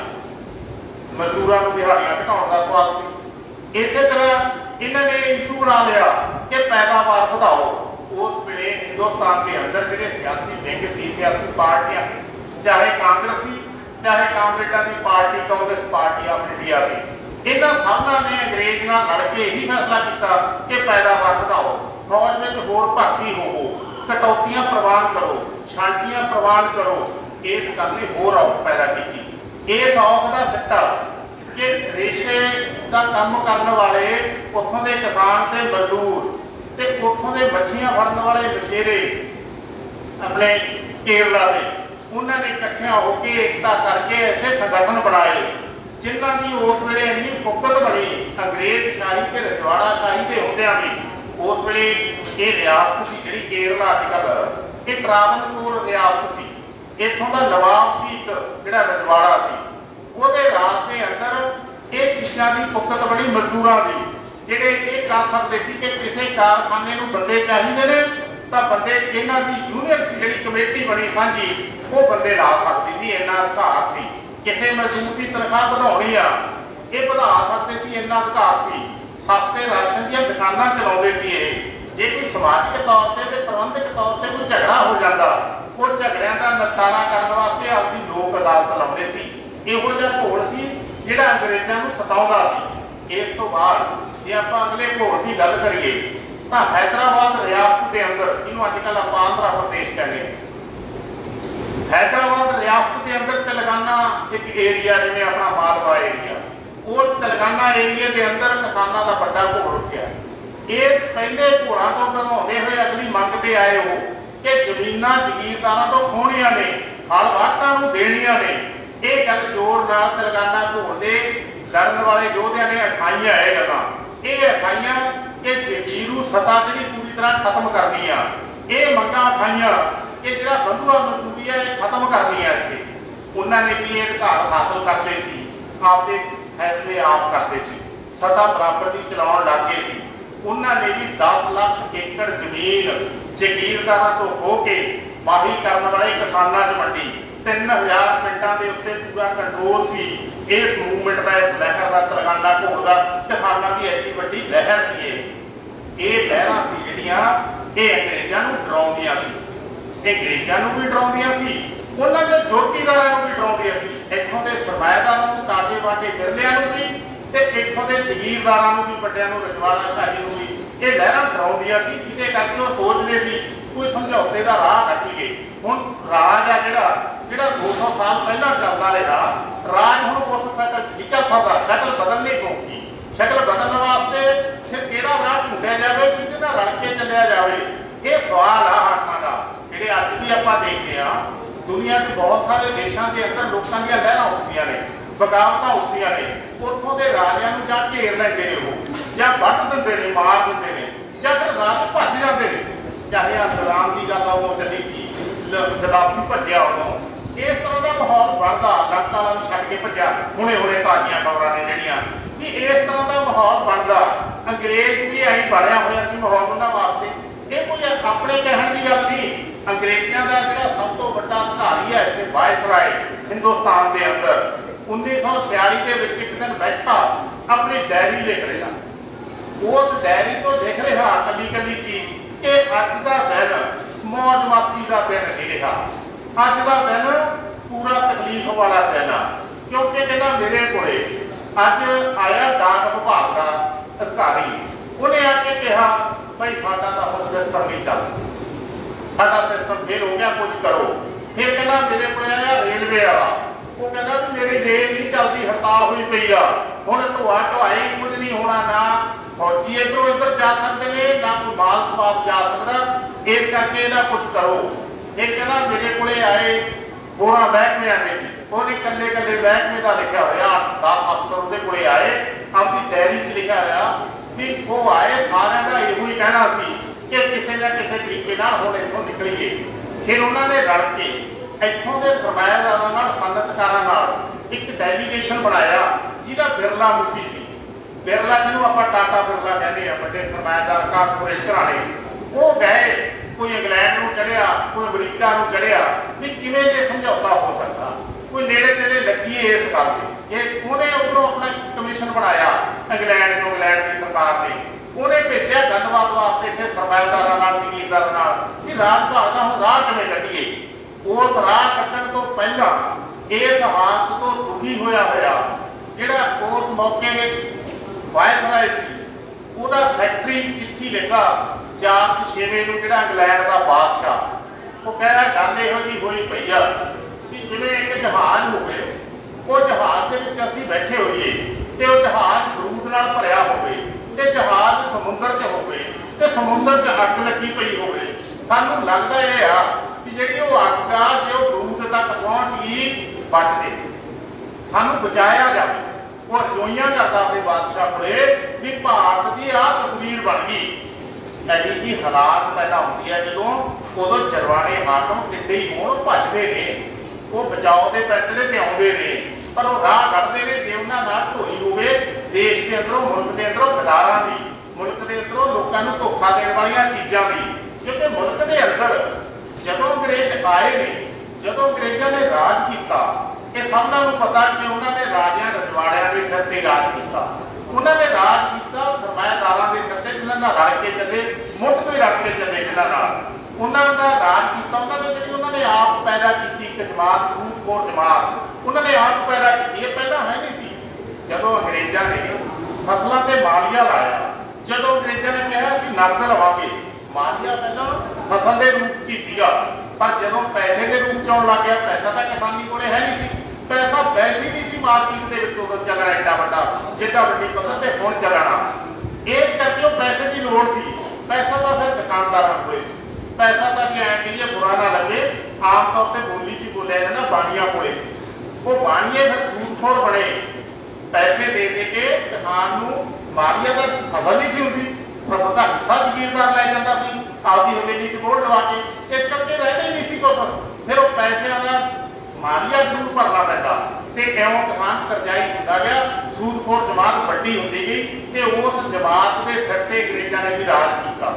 ਇਹ ਦੋ ਤਿੰਨ ਕੈਟਾਗਰੀਆਂ ਨੇ ਜਿਨ੍ਹਾਂ ਦੇ ਸਿਰ ਤੇ ਰਾਜ ਕੀਤਾ। ਇਸੇ ਨੂੰ ਫਿਰ ਉਹਨੇ ਨੇੜੇ ਲਾਇਆ। ਇਹ ਤੋਂ ਵੀ ਅੱਗੇ ਗੱਲ ਜਿਹੜੀ ਕਾਂਗਰਸ ਆ, ਜਿਹੜੇ ਬਹੁਤ ਜ਼ੋਰ ਨਾਲ ਕਹਿੰਦੇ ਨੇ ਅਸੀਂ ਅੰਗਰੇਜ਼ਾਂ ਦੇ ਖਿਲਾਫ ਲੜੇ, ਤੁਹਾਨੂੰ ਸਾਰਿਆਂ ਨੂੰ ਇਸ ਗੱਲ ਦੀ ਜਾਣਕਾਰੀ ਘੱਟ ਵੱਧ ਰੂਪ 'ਚ ਹੋਊਗੀ ਕਿ ਹਿੰਦੁਸਤਾਨ ਦੇ ਅੰਦਰ ਜਦੋਂ 1857 ਦੇ ਵਿੱਚ ਪਹਿਲੀ ਗੋਲੀ ਚੱਲੀ ਅੰਗਰੇਜ਼ਾਂ ਦੇ ਖਿਲਾਫ ਖੁੱਲ੍ਹੇਆਮ, ਉਸ ਵੇਲੇ ਇਸ ਗੱਲ ਦਾ ਬਹੁਤ ਅੰਗਰੇਜ਼ਾਂ ਨੇ ਨੋਟਿਸ ਲਿਆ ਤੇ 1885 ਦੇ ਵਿੱਚ ਉਹਨਾਂ ਨੇ ਬਕਾਇਦਾ ਕਾਂਗਰਸ ਪਾਰਟੀ ਖੁਦ ਨਹੀਂ ਰੱਖੀ। ਕਾਂਗਰਸ ਪਾਰਟੀ ਅੰਗਰੇਜ਼ਾਂ ਨੇ ਖੁਦ ਬਣਾਈ ਆ, ਲੋਕਾਂ ਨੂੰ ਮੂੰਹਾਂ ਦੇਣ ਵਾਸਤੇ, ਰਾਹ ਦੇਣ ਵਾਸਤੇ ਵੀ ਆਪਣਾ ਗੁੱਸਾ ਇੱਧਰ ਦੀ ਕੱਢ ਲਓ ਕਿ ਉੱਧਰ ਜਿੰਨੇ ਪ੍ਰਧਾਨ ਬਣੇ ਨੇ ਉਹ ਸਾਰੇ ਸਾਰੇ ਅੰਗਰੇਜ਼ਾਂ ਦੇ ਹੱਕ 'ਚ ਖੜਦੇ ਰਹੇ ਨੇ, ਹੱਕ 'ਚ ਬੋਲਦੇ ਰਹੇ ਨੇ ਤੇ ਉਹ ਇਹਨਾਂ ਸਾਰਿਆਂ ਨੂੰ ਸਾਡੀਆਂ ਆਬਾਦੀਆਂ, ਫਰਜ਼ੰਦੇ ਖਾਸੀਆਂ ਆਬਾਦੀਆਂ ਇਹ ਦਿੰਦੇ ਰਹੇ। ਇਸ ਕਰਕੇ ਇਸ ਦੌਰ ਦੇ ਅੰਦਰ ਜਦੋਂ ਸਭ ਤੋਂ ਵੱਧ ਪੀੜਾ ਹੋਈ ਆ ਉਹਨਾਂ ਨੂੰ, ਉਹ ਵੱਧ ਪੀੜਾ ਹੋਈ ਆ ਕਿ ਆਪਣੇ ਦੇਸ਼ ਦੇ ਅੰਦਰ ਜਿਹੜੀ ਉਹਨਾਂ ਨੇ ਆਪਣੇ ਦੇਸ਼ ਦੇ ਅਨੁਸਾਰ ਬਣਾਈ ਰਾਇਲ ਨੇਵੀ, ਜਿਹੜੀ ਸਾਡੀ ਸਮੁੰਦਰੀ ਫੌਜ ਬਣਾਈ ਸੀ, ਜਿਹੜੀ ਜਦੋਂ ਉਹਦੇ ਅੰਦਰ ਬਗਾਵਤਾਂ ਹੋਈਆਂ, ਸਭ ਤੋਂ ਵੱਡੀ ਬਗਾਵਤ ਨੇਵੀ ਦੀ ਬਗਾਵਤ, ਜਿਹਨੇ ਅੰਗਰੇਜ਼ਾਂ ਨੂੰ ਸਭ ਤੋਂ ਵੱਧ ਡਰਾਇਆ, ਸਭ ਤੋਂ ਵੱਧ ਭੱਜਣ ਲਈ ਮਜਬੂਰ ਕੀਤਾ, ਜਿਨ੍ਹਾਂ ਦੇ ਫੌਜੀ ਕਮਾਂਡਰ ਵੀ ਕਹਿੰਦੇ ਨੇ ਕਿ ਹੁਣ ਸਾਨੂੰ ਆਪਣੀ ਫੌਜ ਤੇ ਇਤਬਾਰ ਨਹੀਂ ਰਿਹਾ ਕਿ ਅਸੀਂ ਇਹਨਾਂ ਬਾਕੀਆਂ ਨੂੰ ਰੋਕ ਲਵਾਂਗੇ। ਉਹਨਾਂ ਨੇ ਉਸ ਮੌਕੇ 4 ਵੱਡੀਆਂ ਬੰਦਰਗਾਹਾਂ ਸੀ ਆਪਣੇ ਦੇਸ਼ ਦੇ ਅੰਦਰ, ਕਲਕੱਤਾ, ਕਰਾਚੀ, ਬੰਬਈ ਤੇ ਮਦਰਾਸ, 4 ਬੰਦਰਗਾਹਾਂ ਤੇ ਕਬਜ਼ਾ, 12 ਜਿੱਥੇ ਹੋਰ ਛੋਟੀਆਂ ਬੰਦਰਗਾਹਾਂ ਸੀ ਜਿੱਥੇ ਸਮੁੰਦਰੀ ਜਹਾਜ਼ਾਂ ਦੇ ਟਿਕਾਣੇ ਸੀ, 12 ਉਹ ਰੋਕ ਲਏ। 16 ਵੱਡੇ ਟਿਕਾਣਿਆਂ ਤੇ ਕਬਜ਼ਾ ਸੀ ਨੇਵੀ ਬਾਗੀਆਂ ਦਾ, ਸਮੁੰਦਰੀ ਫੌਜ ਦੇ ਫੌਜੀਆਂ ਦਾ, ਤੇ ਉਹਨਾਂ ਦਾ 70 ਜਹਾਜ਼ ਸੀ ਜਿਨ੍ਹਾਂ ਉੱਤੇ ਕਬਜ਼ਾ ਸੀ ਤੇ ਉਹ ਸਾਰੇ ਜਹਾਜ਼ਾਂ 'ਚ ਅਸਲਾ ਉਹਨਾਂ ਦੇ ਹੱਥ 'ਚ ਸੀ। ਇਸ ਕਰਕੇ ਲੜਾਈ ਸੀ ਇਹੋ ਜਿਹੀ। ਇਸ ਲੜਾਈ ਤੋਂ ਬੇਹੱਦ ਘਬਰਾਏ ਹੋ ਫੌਜੀਆਂ ਨੇ ਅਨੁਸ਼ਾਸਨ ਰੱਖਿਆ ਕਿ ਬਈ ਸਾਨੂੰ ਕੋਈ ਦੇਸ਼ ਦਾ ਕੌਮੀ ਲੀਡਰ ਅਗਵਾਈ ਦੇਵੇ, ਅਸੀਂ ਇਸ ਗੱਲ ਨੂੰ ਲਹਿਰ ਨੂੰ ਅੱਗੇ ਵਧਾਈਏ। ਤੇ ਉਸ ਲਹਿਰ ਦੇ ਬਹੁਤ ਸਾਰੇ ਬੰਦਿਆਂ ਨੂੰ ਅੰਗਰੇਜ਼ ਦੀ ਪੁਲਿਸ ਨੇ ਗ੍ਰਿਫਤਾਰ ਕਰ ਲਿਆ ਸੀ। ਉਹਨਾਂ ਨੂੰ ਰਿਹਾ ਕਰਾਉਣ ਵਾਸਤੇ ਬੰਬਈ ਦੇ ਪ੍ਰਾਇਮਰੀ ਸਕੂਲਾਂ ਦੇ ਅਧਿਆਪਕ ਤੇ ਬੱਚੇ ਤੇ ਉਹਨਾਂ ਦੇ ਨਾਲ ਆਮ ਲੋਕ ਇਕੱਠੇ ਹੋ ਕੇ 1 ਲੱਖ ਬੰਦੇ ਦਾ ਮੁਜ਼ਾਹਰਾ ਕੀਤਾ ਬੰਬਈ ਦੇ ਵਿੱਚ ਬਾਗੀ ਫੌਜੀਆਂ ਦੀ ਰਿਹਾਈ ਵਾਸਤੇ, ਤੇ ਰਿਹਾਈ ਕਰਵਾਈ ਉਹਨਾਂ ਨੇ। ਪਿੰਡਾਂ 'ਚੋਂ ਭੋਜਨ ਇਕੱਠਾ ਕਰਕੇ ਲੈ ਕੇ ਆਏ, ਬਾਗੀ ਫੌਜੀਆਂ ਨੂੰ ਭੋਜਨ ਖਵਾਇਆ ਇਹਨਾਂ ਮੁਲਾਜ਼ਮਾਂ ਨੇ। ਇਹ ਵੱਡੀ ਲਹਿਰ ਉੱਠੀ ਤੇ ਇਹਦੇ ਨਾਲ ਹੀ ਲਹਿਰ ਉੱਠਣੀ ਪੁਲਿਸ ਦੇ ਅੰਦਰ। ਕਰਾਚੀ ਦੀ ਪੁਲਿਸ ਨੇ ਝੰਡੇ ਚੱਕ ਲਏ, ਅਸੀਂ ਵੀ ਤੁਹਾਡਾ ਕਹਿਣਾ ਮੰਨਦੇ, ਹੁਕਮ ਅਦੂਲੀਆਂ ਸ਼ੁਰੂ ਹੋ ਗਈਆਂ ਕਰਾਚੀ ਦੇ ਅੰਦਰ, ਪੁਲਿਸ ਦੇ ਅੰਦਰ। ਮਿਲਟਰੀ ਫੌਜ ਆ ਜਿਹੜੀ ਪੈਦਲ ਚੱਲਣ ਵਾਲੀ, ਉਹਨੂੰ ਅੰਗਰੇਜ਼ ਨੇ ਕਿਹਾ ਤੁਸੀਂ ਇਹਨਾਂ ਸਮੁੰਦਰੀ ਫੌਜੀਆਂ ਨੂੰ, ਬਾਕੀਆਂ ਨੂੰ ਰੋਕੋ, ਇਹਨਾਂ ਤੇ ਫਾਇਰਿੰਗ ਕਰੋ। ਪੈਦਲ ਚੱਲਣ ਵਾਲੀ ਫੌਜ ਨੇ ਜਵਾਬ ਦਿੱਤਾ ਅਸੀਂ ਨਹੀਂ ਕਰਦੇ। ਫਿਰ ਅੰਗਰੇਜ਼ਾਂ ਦਾ ਜਿਹੜਾ ਕਮਾਂਡਰ ਇਨ ਚੀਫ ਆ ਫੌਜਾਂ ਦਾ, ਉਹ ਚੀਕਿਆ ਜਾ ਕੇ ਕਿ ਹੁਣ ਨਹੀਂ ਵਸਦੇ ਆਪਾਂ, ਹੁਣ ਛੇਤੀ ਇੱਥੋਂ ਕੋਈ ਕਿਨਾਰਾ ਕਰੋ। ਫਿਰ ਆਈ ਆ ਗੱਲ ਅੰਗਰੇਜ਼ਾਂ ਦੀ, ਇੱਥੋਂ ਦੇ ਸਰਮਾਏਦਾਰਾਂ ਦੀ, ਇੱਥੋਂ ਦੇ ਰਜਵਾੜਿਆਂ ਦੀ, ਵੀ ਆਓ ਕਿਸੇ ਟੇਬਲ ਤੇ ਬੈਠ ਕੇ। ਬਥੇਰੀਆਂ ਮੀਟਿੰਗਾਂ ਕੀਤੀਆਂ ਉਹਨਾਂ ਨੇ, ਸ਼ਿਮਲੇ ਜਾ ਕੇ ਵੀ ਕੀਤੀਆਂ, ਬੰਗਾਲ 'ਚ ਬਹਿ ਕੇ ਵੀ ਕੀਤੀਆਂ, ਦਿੱਲੀ ਬਹਿ ਕੇ ਵੀ ਕੀਤੀਆਂ, ਲੰਡਨ ਜਾ ਕੇ ਵੀ ਕੀਤੀਆਂ। ਉਹਨਾਂ ਮੀਟਿੰਗਾਂ ਦਾ ਸਿਰਾ ਚੜਿਆ 14 ਅਗਸਤ ਦੀ ਰਾਤ ਨੂੰ ਸਮਝੌਤਾ। ਇਸ ਵੇਲੇ ਉਹਨਾਂ ਨੇ ਆਪਣਾ ਵਾਇਸਰਾਏ ਵੀ ਬਦਲ ਲਿਆ ਸੀ। ਵਾਇਸਰਾਏ ਬੇਬਲ ਦੀ ਥਾਂ ਤੇ ਮਾਊਂਟਬੈਟਨ ਨੂੰ ਲੈ ਆਏ। ਉਹਨੂੰ ਲਿਆ ਕੇ ਨਹਿਰੂ ਦੇ ਨਾਲ ਮਿਲਦਾ ਜੁਲਦਾ ਕਰਾਇਆ। ਉਹਨੂੰ ਕੌਣ ਜੇਲ ਮੁਲਾਜ਼ਮ ਵੱਧ ਕਰ ਸਕਦਾ। ਤੁਹਾਨੂੰ ਸੰਘਰਸ਼ ਕਰਨ ਵਾਲਿਆਂ ਨੂੰ ਕਈ ਵਾਰੀ ਪਤਾ, ਜਦੋਂ ਕਿਤੇ ਉਹਦਾ ਪੈਂਦਾ, ਲੜਾਈਆਂ ਹੁੰਦੀਆਂ ਨੇ, ਉਦੋਂ ਉਹ ਥਾਣੇਦਾਰ ਵੀ ਬਦਲ ਦਿੰਦੇ ਨੇ, SSP ਵੀ ਲਿਆਉਂਦੇ ਨੇ, ਭੂਹੇ ਜਾਂ ਨਰਮ ਮੋਸ਼ੇ ਵਾਲਾ SSP ਲੈ ਆਉਂਦੇ ਨੇ ਪਹਿਲਾਂ ਲਾਠੀ ਚਾਰਜ ਕਰਕੇ। ਉਵੇਂ ਜਿਵੇਂ ਅੰਗਰੇਜ਼ਾਂ ਨੇ ਵੀ ਉਦੋਂ ਲਿਆਂਦੇ ਇਹ ਮਾਊਂਟਬੈਟਨ ਲੈ ਆਇਆ, ਇਹਦੇ ਰਾਹੀਂ ਸਮਝੌਤਾ ਸਿਰੇ ਚੜਿਆ। ਉਹ ਸਮਝੌਤਾ ਹੀ ਅਸਲ 'ਚ ਧੋਖਾ। ਉਸ ਸਮਝੌਤੇ ਨੂੰ ਕੋਈ ਆਜ਼ਾਦੀ ਕਹਿੰਦਾ, ਲੋਕ ਮੋਰਚਾ ਪੰਜਾਬ ਧੋਖਾ ਕਹਿੰਦਾ। ਉਸ ਸਮਝੌਤੇ ਕਿਉਂ ਕਹਿੰਦਾ ਉਸ ਗੱਲ ਨੂੰ ਇਹ ਧੋਖਾ ਹੈ? ਕਿਉਂਕਿ ਦੇਖੋ ਉਸ ਸਮਝੌਤੇ ਦੇ ਵਿੱਚ ਪਹਿਲੀ ਗੱਲ ਹੀ ਇਹ ਮੰਨ ਲਈ ਗਈ ਕਿ ਬਈ ਜੋ ਤੁਹਾਡੀਆਂ ਪ੍ਰਾਪਰਟੀਆਂ ਨੇ, ਜੋ ਤੁਹਾਡੀਆਂ ਕੰਪਨੀਆਂ ਨੇ, ਜੋ ਤੁਹਾਡੇ ਬੈਂਕ ਨੇ, ਇਹ ਬਿਲਕੁਲ ਸੁਰੱਖਿਅਤ ਨੇ। ਇਹ ਸਾਡੀ ਜ਼ਿੰਮੇਵਾਰੀ ਆ। ਕਾਂਗਰਸ ਦੇ ਜਿਹੜੇ ਲੀਡਰ ਸਮਝੌਤੇ ਤੇ ਬੈਠੇ, ਨਹਿਰੂ ਸੀ, ਪਟੇਲ ਸੀ, ਗਾਂਧੀ ਸੀ, ਇਹਨਾਂ ਨੇ ਇਹ ਗੱਲ ਮੰਨ ਲਈ ਕਿ ਤੁਹਾਡੀਆਂ ਇਹ ਸੁਰੱਖਿਆ, ਉਹਨਾਂ ਦੀਆਂ ਬੈਂਕਾਂ ਵੀ ਸੀ ਆਪਣੇ ਦੇਸ਼ ਦੇ ਅੰਦਰ, ਉਹਨਾਂ ਦੀਆਂ ਕੰਪਨੀਆਂ ਵੀ ਸੀਗੀਆਂ ਛੋਟੀਆਂ ਛੋਟੀਆਂ ਚੱਲਦੀਆਂ, ਤੇ ਉਹਨਾਂ ਦੀਆਂ ਜਾਇਦਾਦਾਂ ਵੀ ਸੀਗੀਆਂ। ਜਾਇਦਾਦਾਂ ਦਾ ਤਾਂ ਕਿਹਾ ਉਹਨਾਂ ਨੇ ਵੀ ਸਾਨੂੰ ਨਹੀਂ ਭਰੋਸਾ, ਇਹਦਾ ਮੁਆਵਜ਼ਾ ਦੇ ਦਿਓ। ਉਸ ਵੇਲੇ ਇਹਨਾਂ ਨੇ ਮੁਆਵਜ਼ੇ ਸਰਕਾਰ 'ਚ ਸੀਗੇ ਉਸ ਵੇਲੇ ਵੀ, ਆਪਣੀ ਗੱਲ ਨਾ ਰਹਿ ਜੇ ਕਿ ਨਹਿਰੂ ਹੋਣੀ ਉਸ ਵੇਲੇ ਸਰਕਾਰ 'ਚ ਸੀਗੇ ਜਦੋਂ ਸਮਝੌਤਾ ਕਰਦੇ ਨੇ। ਇਹ ਦੇਸ਼ ਦਾ ਪ੍ਰਧਾਨ ਬਣਿਆ ਹੋਇਆ ਸੀ ਉਸ ਵੇਲੇ ਦੀ ਪ੍ਰਧਾਨ ਮੰਤਰੀ। 1935 ਦਾ ਕਾਨੂੰਨ ਆ ਇੱਕ ਆਪਣੇ ਦੇਸ਼ ਦੇ ਅੰਦਰ ਅੰਗਰੇਜ਼ ਲੈ ਕੇ ਆਏ ਵੀ ਆਓ ਆਪਾਂ ਹਿੰਦੁਸਤਾਨ ਦੇ ਕੁਝ ਸਰਮਾਏਦਾਰ ਘਰਾਣਿਆਂ ਨੂੰ ਤੇ ਰਜਵਾੜਿਆਂ ਨੂੰ, ਜਿਨ੍ਹਾਂ ਨੂੰ ਵੋਟ ਦਾ ਹੱਕ ਆ ਨਾ, ਉਸ ਵੇਲੇ 12% ਲੋਕਾਂ ਨੂੰ ਵੋਟ ਦਾ ਹੱਕ ਆ, ਉਹਨਾਂ ਨੂੰ ਆਪਾਂ ਵੋਟਾਂ ਚੜਾਈਏ, ਕੁਝ ਨਾ ਕੁਝ ਬਣਾਈਏ। ਅੰਤਰ ਸਰਕਾਰ ਕਹਿੰਦੇ ਸੀ ਉਹ ਬਣਾਈਏ। ਜਿਨ੍ਹਾਂ ਸੂਬਿਆਂ 'ਚ ਘੋਲ ਚੱਲੇ, ਮੈਂ ਦੱਸਿਆ ਤੁਹਾਨੂੰ, ਉਹਨਾਂ ਸੂਬਿਆਂ 'ਚ ਕਾਂਗਰਸ ਦੀ ਸਰਕਾਰਾਂ ਸੀਗੀਆਂ, ਇਹਨਾਂ ਨੇ ਜ਼ਬਰ ਕਰਵਾਇਆ ਉਸ ਵੇਲੇ ਵੀ ਇਸ ਕਰਕੇ ਇਹ ਮਾਹੌਲ ਸੀ। ਤੇ ਇਹ ਕਾਂਗਰਸ ਦਾ 1946 ਦੇ ਵਿੱਚ ਪ੍ਰਧਾਨ ਮੰਤਰੀ ਸੀ ਦੇਸ਼ ਦਾ ਬਣਿਆ ਹੋਇਆ ਜਵਾਹਰ ਲਾਲ ਨਹਿਰੂ, ਤੇ ਗਵਰਨਰ ਜਨਰਲ ਸੀ ਜਿਹੜਾ ਹੁਣ ਰਾਸ਼ਟਰਪਤੀ ਕਹਿੰਦੇ ਨੇ, ਪਹਿਲਾ ਨਾਗਰਿਕ ਉਹ ਮਾਊਂਟਬੈਟਨ ਸੀ 46, ਤੇ ਉਹ ਜਾ ਕੇ 50 'ਚ ਗਿਆ। ਇੱਥੋਂ 50 ਤੱਕ ਦੇਸ਼ ਦਾ ਰਾਸ਼ਟਰਪਤੀ ਮਾਊਂਟਬੈਟਨ ਯਾਨੀ ਅੰਗਰੇਜ਼ ਹੀ ਰਿਹਾ ਇੱਥੇ। ਜਦੋਂ ਇਹ ਕਹਿੰਦੇ ਅਸੀਂ 47 'ਚ ਅੰਗਰੇਜ਼ ਕੱਢਦੇ, ਅਸੀਂ 47 'ਚ ਆਜ਼ਾਦੀ ਲੈ ਲਈ, ਉਹ ਤਾਂ 1950 'ਚ ਗਿਆ। ਜਿਹੜੀ ਇਹ ਮਾਹੌਲ ਇਹਨਾਂ ਨੇ ਪੈਦਾ ਕੀਤਾ, ਤੇ ਉਹ ਇਹਨਾਂ ਸਾਰਿਆਂ ਨਾਲ ਸਮਝੌਤਾ ਕਰਕੇ ਇਸ ਗੱਲ ਦੇ ਸਿੱਟੇ ਤੇ ਪਹੁੰਚੇ ਕਿ ਅਸੀਂ ਆ ਤੁਹਾਡੀਆਂ ਸੁਰੱਖਿਅਤ ਰੱਖਾਂਗੇ। ਤੁਹਾਡੇ ਅਫਸਰ ਨੇ ਜਿਹੜੇ ਉਹ ਇੱਥੇ ਨੌਕਰੀਆਂ ਕਰਕੇ ਗਏ ਨੇ, ਹੁਣ ਤੁਸੀਂ ਉੱਥੇ ਲਾਉਣੇ ਨਹੀਂ ਕਿਤੇ, ਉਹਨਾਂ ਨੂੰ ਪੈਨਸ਼ਨ ਦੇਣੀ ਪਊ। ਆਹ ਦੇਖੋ 18 ਅਰਬ ਪਾਉਂਡ ਉਹਨਾਂ ਨੂੰ ਦਿੱਤਾ ਉਹਨਾਂ ਦੀਆਂ ਪੈਨਸ਼ਨਾਂ ਵਾਸਤੇ, ਜਿਹੜੇ ਇੱਥੇ ਡੀਸੀ ਰਹਿ ਕੇ ਗਏ ਸੀ, ਜਿਹੜੇ ਇੱਥੇ ਜ਼ਬਰ ਕਰਕੇ ਗਏ ਸੀ ਹਿੰਦੁਸਤਾਨੀਆਂ ਦੇ। ਹਿੰਦੁਸਤਾਨ ਦੀ ਉਸ ਵੇਲੇ ਦੀ ਸਰਕਾਰ ਸੀ ਜਿਹੜੀ ਕਾਂਗਰਸੀਆਂ ਦੀ, ਉਹਨਾਂ ਨੇ ਇਹਨੂੰ ਇਹ ਮੁਫਤ ਦਿੱਤਾ ਸਾਨੂੰ। ਤੇ ਉਹਨਾਂ ਨਾਲ ਇਹ ਗੱਲ ਵੀ ਤੈਅ ਹੋਈ ਕਿ ਜਿਹੜੀ ਆਜ਼ਾਦ ਹਿੰਦ ਫੌਜ ਆ, ਇਹਨੂੰ ਅਸੀਂ ਮਾਨਤਾ ਨਹੀਂ ਦਿੰਦੇ, ਤੇ ਉਹਨੂੰ ਦਿੱਤੀ 47 'ਚ ਮਾਨਤਾ, ਉਹਨੂੰ ਜਾ ਕੇ 1977 'ਚ ਮਾਨਤਾ ਦਿੱਤੀ ਆ। ਜਿਹੜੀ 30 ਸਾਲ ਉਹਨੂੰ ਮਾਨਤਾ ਨਹੀਂ ਦਿੱਤੀ। ਜਿਹੜੇ ਅੰਗਰੇਜ਼ਾਂ ਦੇ ਖਿਲਾਫ ਜਾਨਾਂ ਤੇ ਜਾਇਦਾਦਾਂ ਵਾਰ ਕੇ, ਨਿਸ਼ਾਵਰ ਕਰਕੇ, ਕੌਮ ਵਾਸਤੇ, ਆਜ਼ਾਦੀ ਵਾਸਤੇ, ਉਹਨਾਂ ਨੂੰ ਸ਼ਹੀਦ ਨਹੀਂ ਕਹਿਣਾ। ਇਹ ਗੱਲ ਵੀ ਤੈਅ ਹੋਈ। ਇਹ ਗੱਲ ਵੀ ਤੈਅ ਹੋਈ ਕਿ ਬਈ ਜਿਹੜਾ ਕਾਮਨਵੈਲਥ ਹੈ ਇੰਗਲੈਂਡ ਦਾ ਕਲੱਬ, ਜਿਵੇਂ ਅਮਰੀਕਾ ਦਾ ਨਾਟੋ ਆ, ਜਿਵੇਂ ਬੜੇ ਸੀਗੇ, ਉਸ ਤਰ੍ਹਾਂ ਇੰਗਲੈਂਡ ਦਾ ਬਣਿਆ ਹੋਇਆ ਸੀ ਕਾਮਨਵੈਲਥ। ਅਸੀਂ ਕਾਮਨਵੈਲਥ ਦੇ ਮੈਂਬਰ ਰਹਾਂਗੇ। ਤੇ ਜ਼ਿਆਦਾ ਤਾਜ਼ਾ ਯਾਦ ਕਰਨੀਆਂ ਤਾਂ ਅੱਜ ਕੱਲ੍ਹ ਕਾਮਨਵੈਲਥ ਦੀਆਂ ਖੇਡਾਂ ਚੱਲਦੀਆਂ ਨੇ। ਆਪਣੇ ਭਾਰਤ ਦੇ ਕਈ ਮੁੰਡੇ ਕੁੜੀਆਂ ਉੱਥੋਂ ਨਾਮ ਲੈ ਕੇ ਆ ਰਹੇ ਨੇਗੇ, ਉਹ ਕਾਮਨਵੈਲਥ ਦਾ ਮੈਂਬਰ ਆ। ਕਾਮਨਵੈਲਥ ਦਾ ਮੈਂਬਰ ਦਾ ਮਤਲਬ ਹੋਣਾ ਕਿ ਅਸੀਂ ਤੁਹਾਡੇ ਜੋ ਇੰਗਲੈਂਡ ਦੀਆਂ ਸ਼ਰਤਾਂ ਹੋਣਗੀਆਂ ਉਹਦੇ ਪਾਬੰਦ ਹੋਵਾਂਗੇ, ਉਹਦੀ ਮੰਨਾਂਗੇ। ਜਿਹੜੀ ਸਿਰ ਨਾਲ ਕਰੀ ਰੱਖਣਾ ਅੰਗਰੇਜ਼ ਸ਼ਾਹੀ ਨਾਲ ਕਾਮਨਵੈਲਥ ਦਾ ਮੈਂਬਰ ਹੋਣ ਦਾ ਮਤਲਬ ਇਹ ਆ। ਇਹ ਗੱਲ ਵੀ ਉਸ ਸਮਝੌਤੇ 'ਚ ਮੰਨ ਲਈ ਕਿ ਬਈ ਆਪਾਂ ਇਸ ਮੁਲਕ ਦੇ 2 ਟੋਟੇ ਕਰਨੇ ਨੇ, 2 ਦੇਸ਼ ਬਣਾਉਣੇ ਨੇ। ਤੇ ਵੰਡ ਕਿਹਦੀ ਕਰਨੀ ਆ? ਬੰਗਾਲ ਤੇ ਪੰਜਾਬ ਦੀ, ਕਿਉਂਕਿ ਬੰਗਾਲ ਤੇ ਪੰਜਾਬ ਹੀ ਸਭ ਤੋਂ ਵੱਧ ਲੜਿਆ ਅੰਗਰੇਜ਼ਾਂ ਦੇ ਖਿਲਾਫ, ਇਹੀ ਭਿੜਿਆ ਅੰਗਰੇਜ਼ਾਂ ਦੇ ਖਿਲਾਫ ਸਭ ਤੋਂ ਵੱਧ। ਇਸ ਕਰਕੇ ਇਹਦੀ ਵੰਡ, ਹਾਲਾਂਕਿ ਕੋਈ ਕਹਿ ਸਕਦਾ ਕਿ ਪੰਜਾਬ ਨਾਲ ਤਾਂ ਲਾਹੌਰ ਨਾਲ ਲੱਗਦਾ, ਚਲੇ ਇਹ ਵੰਡ ਹੋ, ਬੰਗਾਲ ਤਾਂ ਕਿਤੇ ਹੋਰ ਖੜਾ ਤੇ ਜਿਹੜਾ ਬੰਗਲਾਦੇਸ਼ ਬਣਾਇਆ ਉਹ ਕਿਤੇ ਹੋਰ ਖੜਾ, ਜਿਵੇਂ ਦੂਰ ਦੂਰ ਨੇ। ਪਰ ਇਹ ਵੰਡ ਪਾਈ ਇਹਨਾਂ ਦੋ ਸੂਬਿਆਂ ਨੇ, ਤੇ ਇਹ ਕਾਂਗਰਸੀਆਂ ਨੇ ਬਾਰ-ਬਾਰ ਕਿਹਾ, ਇਹ ਕਹਿੰਦੇ ਨੇ ਹੁਣ ਵੀ ਕਹਿੰਦੇ ਆ, ਕਈ ਵਾਰੀ ਕਾਮਰੇਡ ਵੀ ਕਹਿੰਦੇ ਅਸੀਂ ਪਾਕਿਸਤਾਨ ਦੇ ਹੱਕ 'ਚ ਨਹੀਂ। ਕਾਮਰੇਡਾਂ ਦਾ ਵੀ ਮਤਾ ਪਿਆ ਹੋਇਆ 86 ਦੇ ਵਿੱਚ, ਉਹਨਾਂ ਨੇ ਵੀ ਮੰਨਿਆ ਹੋਇਆ ਵੀ ਦੇਸ਼ ਦੇ ਦੋ ਟੁੱਟੇ ਹੋਣਾ ਠੀਕ ਆ, ਕਿਉਂਕਿ ਦੋ ਕੌਮਾਂ ਨੇ ਅੱਡ, ਹਾਲਾਂਕਿ ਧਰਮ ਦਾ ਮਾਮਲਾ ਸੀ, ਇਹਨੂੰ ਕੌਮਾਂ ਬਣਾਤਾ ਉਹਨਾਂ ਨੇ, ਕੌਮਾਂ ਬਣਾ ਕੇ ਕੌਮਾਂ ਦੀ ਆਜ਼ਾਦੀ ਦਾ ਮਾਮਲਾ ਬਣਾ ਕੇ ਦੋ ਦੇਸ਼ਾਂ ਤੇ ਪ੍ਰਵਾਨਗੀ ਦੇ ਦਿੱਤੀ।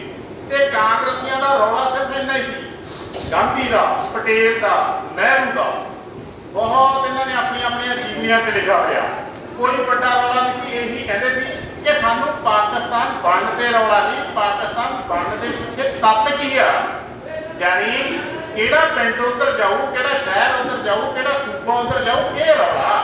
ਕਿਉਂਕਿ ਦੇਸ਼ ਦੇ ਅੰਦਰ ਉਹਨਾਂ 601 ਰਿਆਸਤਾਂ ਸੀ, 555 ਰਿਆਸਤਾਂ ਤਾਂ ਇੱਧਰ ਹੀ ਰਹਿ ਗਈਆਂ, ਬਾਕੀ ਛੋਟੀਆਂ ਛੋਟੀਆਂ ਰਿਆਸਤਾਂ ਉਹਨਾਂ ਚੋਂ ਕੁਝ ਉੱਧਰ ਗਈਆਂ ਨੇ, ਜਾਣਦਾ ਇਹ ਰੌਲਾ। ਜੇ ਫਿਰ ਬਣਾ ਹੀ ਨਾ, ਦੇਖੋ ਜੋ ਜਨਰਲ ਜਨਾਹ ਕਹਿੰਦਾ ਉਹਨਾਂ ਦਾ, ਮੁਹੰਮਦ ਜਨਾਹ ਕਹਿੰਦਾ ਜਿਹੜਾ, ਅਸੀਂ ਉਹ ਸ਼ਰਤਾਂ ਨਹੀਂ ਮੰਨਦੇ ਤਾਂ ਪਾਕਿਸਤਾਨ ਦਾ ਵਿਰੋਧ ਕਰਦੇ ਹਾਂ।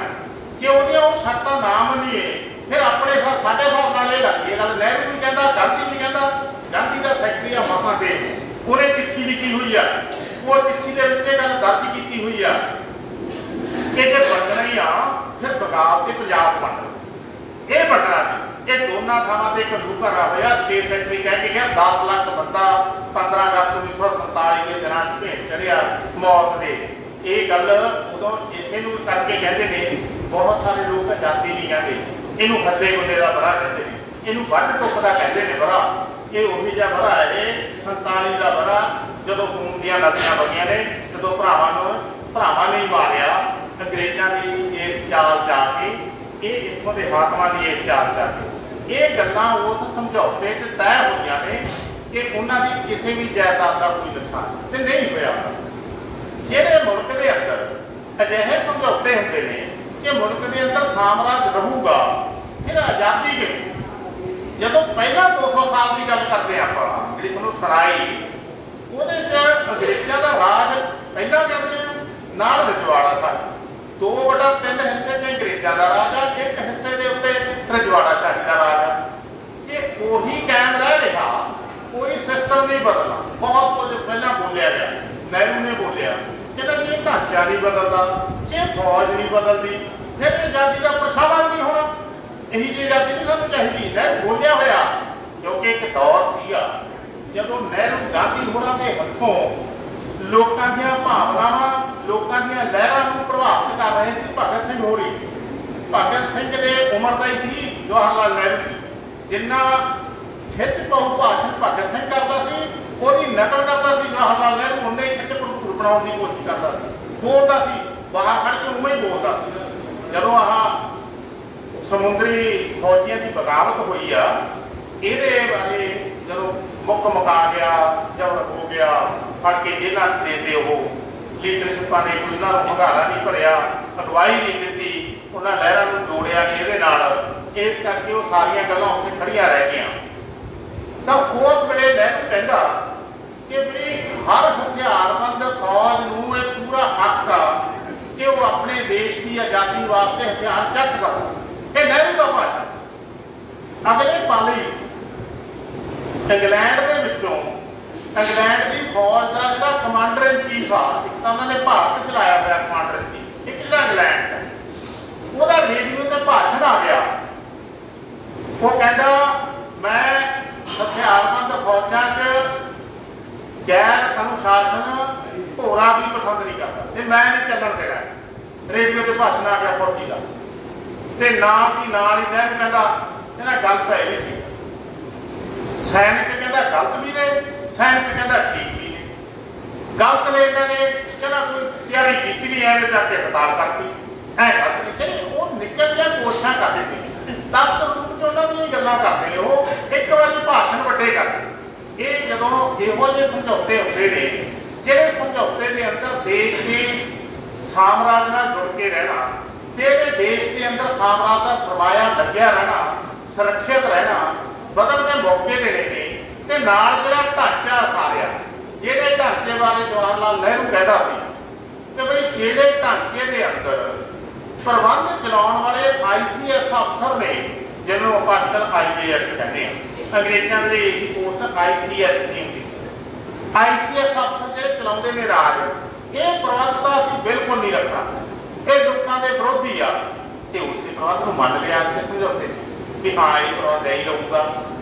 ਉਹ ਫੌਜ ਬਾਰੇ ਕਿਹਾ ਹੋਇਆ, ਇਹ ਫੌਜ ਆ ਜਿਹੜੀ ਇਹ ਅੰਗਰੇਜ਼ਾਂ ਨੇ ਲੋਕਾਂ ਤੇ ਰਾਜ ਕਰਨ ਦੀ ਜੁਗਤ ਕੱਢੀ ਆ, ਐਂ ਸ਼ਬਦ ਵਰਤਿਆ ਹੋਇਆ ਨਹਿਰੂ ਨੇ, ਪਰ ਉਸੇ ਫੌਜ ਨੂੰ ਰੱਖ ਲਿਆ ਉਹਨੇ ਉਵੇਂ ਜਿਵੇਂ ਅੰਗਰੇਜ਼, ਉਹ ਨਹੀਂ ਬਦਲਿਆ। ਇੱਕ ਅੱਗੇ ਪ੍ਰਬੰਧ ਨੇ ਅੱਡ-ਅੱਡ ਵਿਭਾਗਾਂ ਦੇ, ਨਾ ਜੇਲ੍ਹ ਬਦਲੀ, ਨਾ ਪੁਲਿਸ ਬਦਲੀ, ਨਾ ਰੇਲ ਬਦਲੀ, ਨਾ ਸਕੂਲ ਬਦਲੇ, ਨਾ ਹਸਪਤਾਲ ਬਦਲੇ, ਢਾਂਚਾ ਉਵੇਂ ਹੀ ਚੱਲੀ ਗਿਆ। ਇੱਕ ਸੀਨੀਅਰ, ਇੱਕ ਸਬਆਰਡੀਨੇਟ, ਇੱਕ ਅਫਸਰ, ਇੱਕ ਕਰਮਚਾਰੀ ਥੱਲੇ ਮੁਲਾਜ਼ਮ।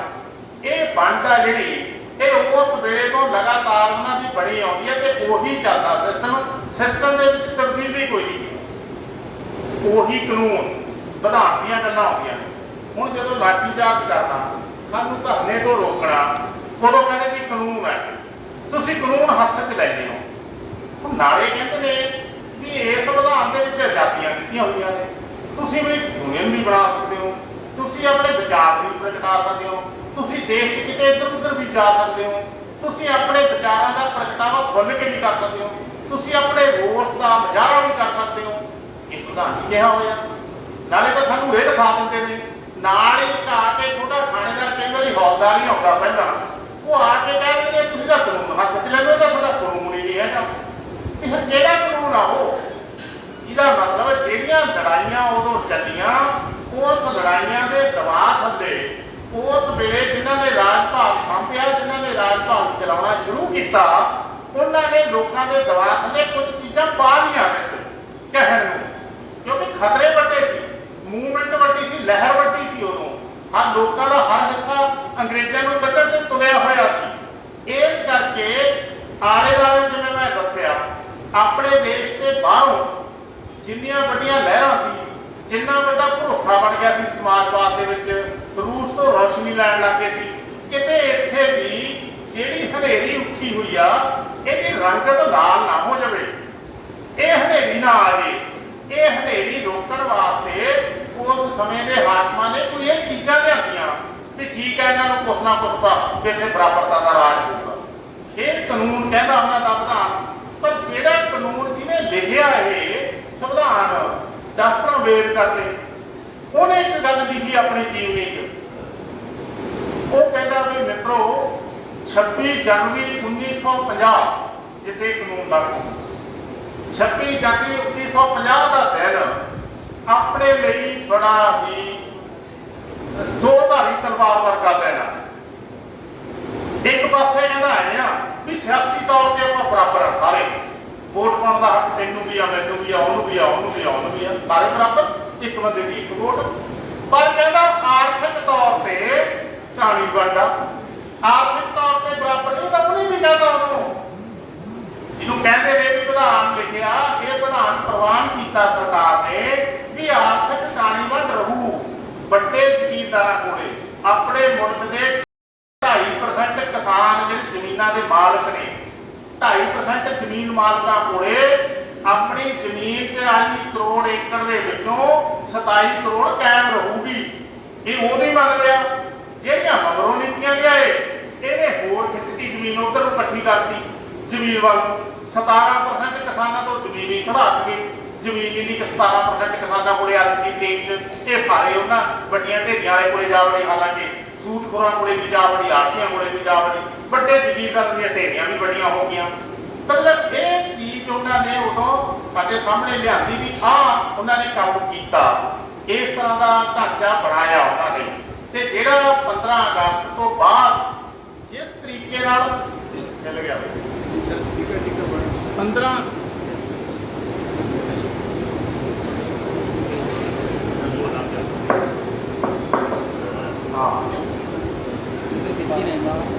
1915 ਨੂੰ ਇਹ ਸਮਝੌਤੇ ਹੋ ਚੁੱਕੇ ਨੇ।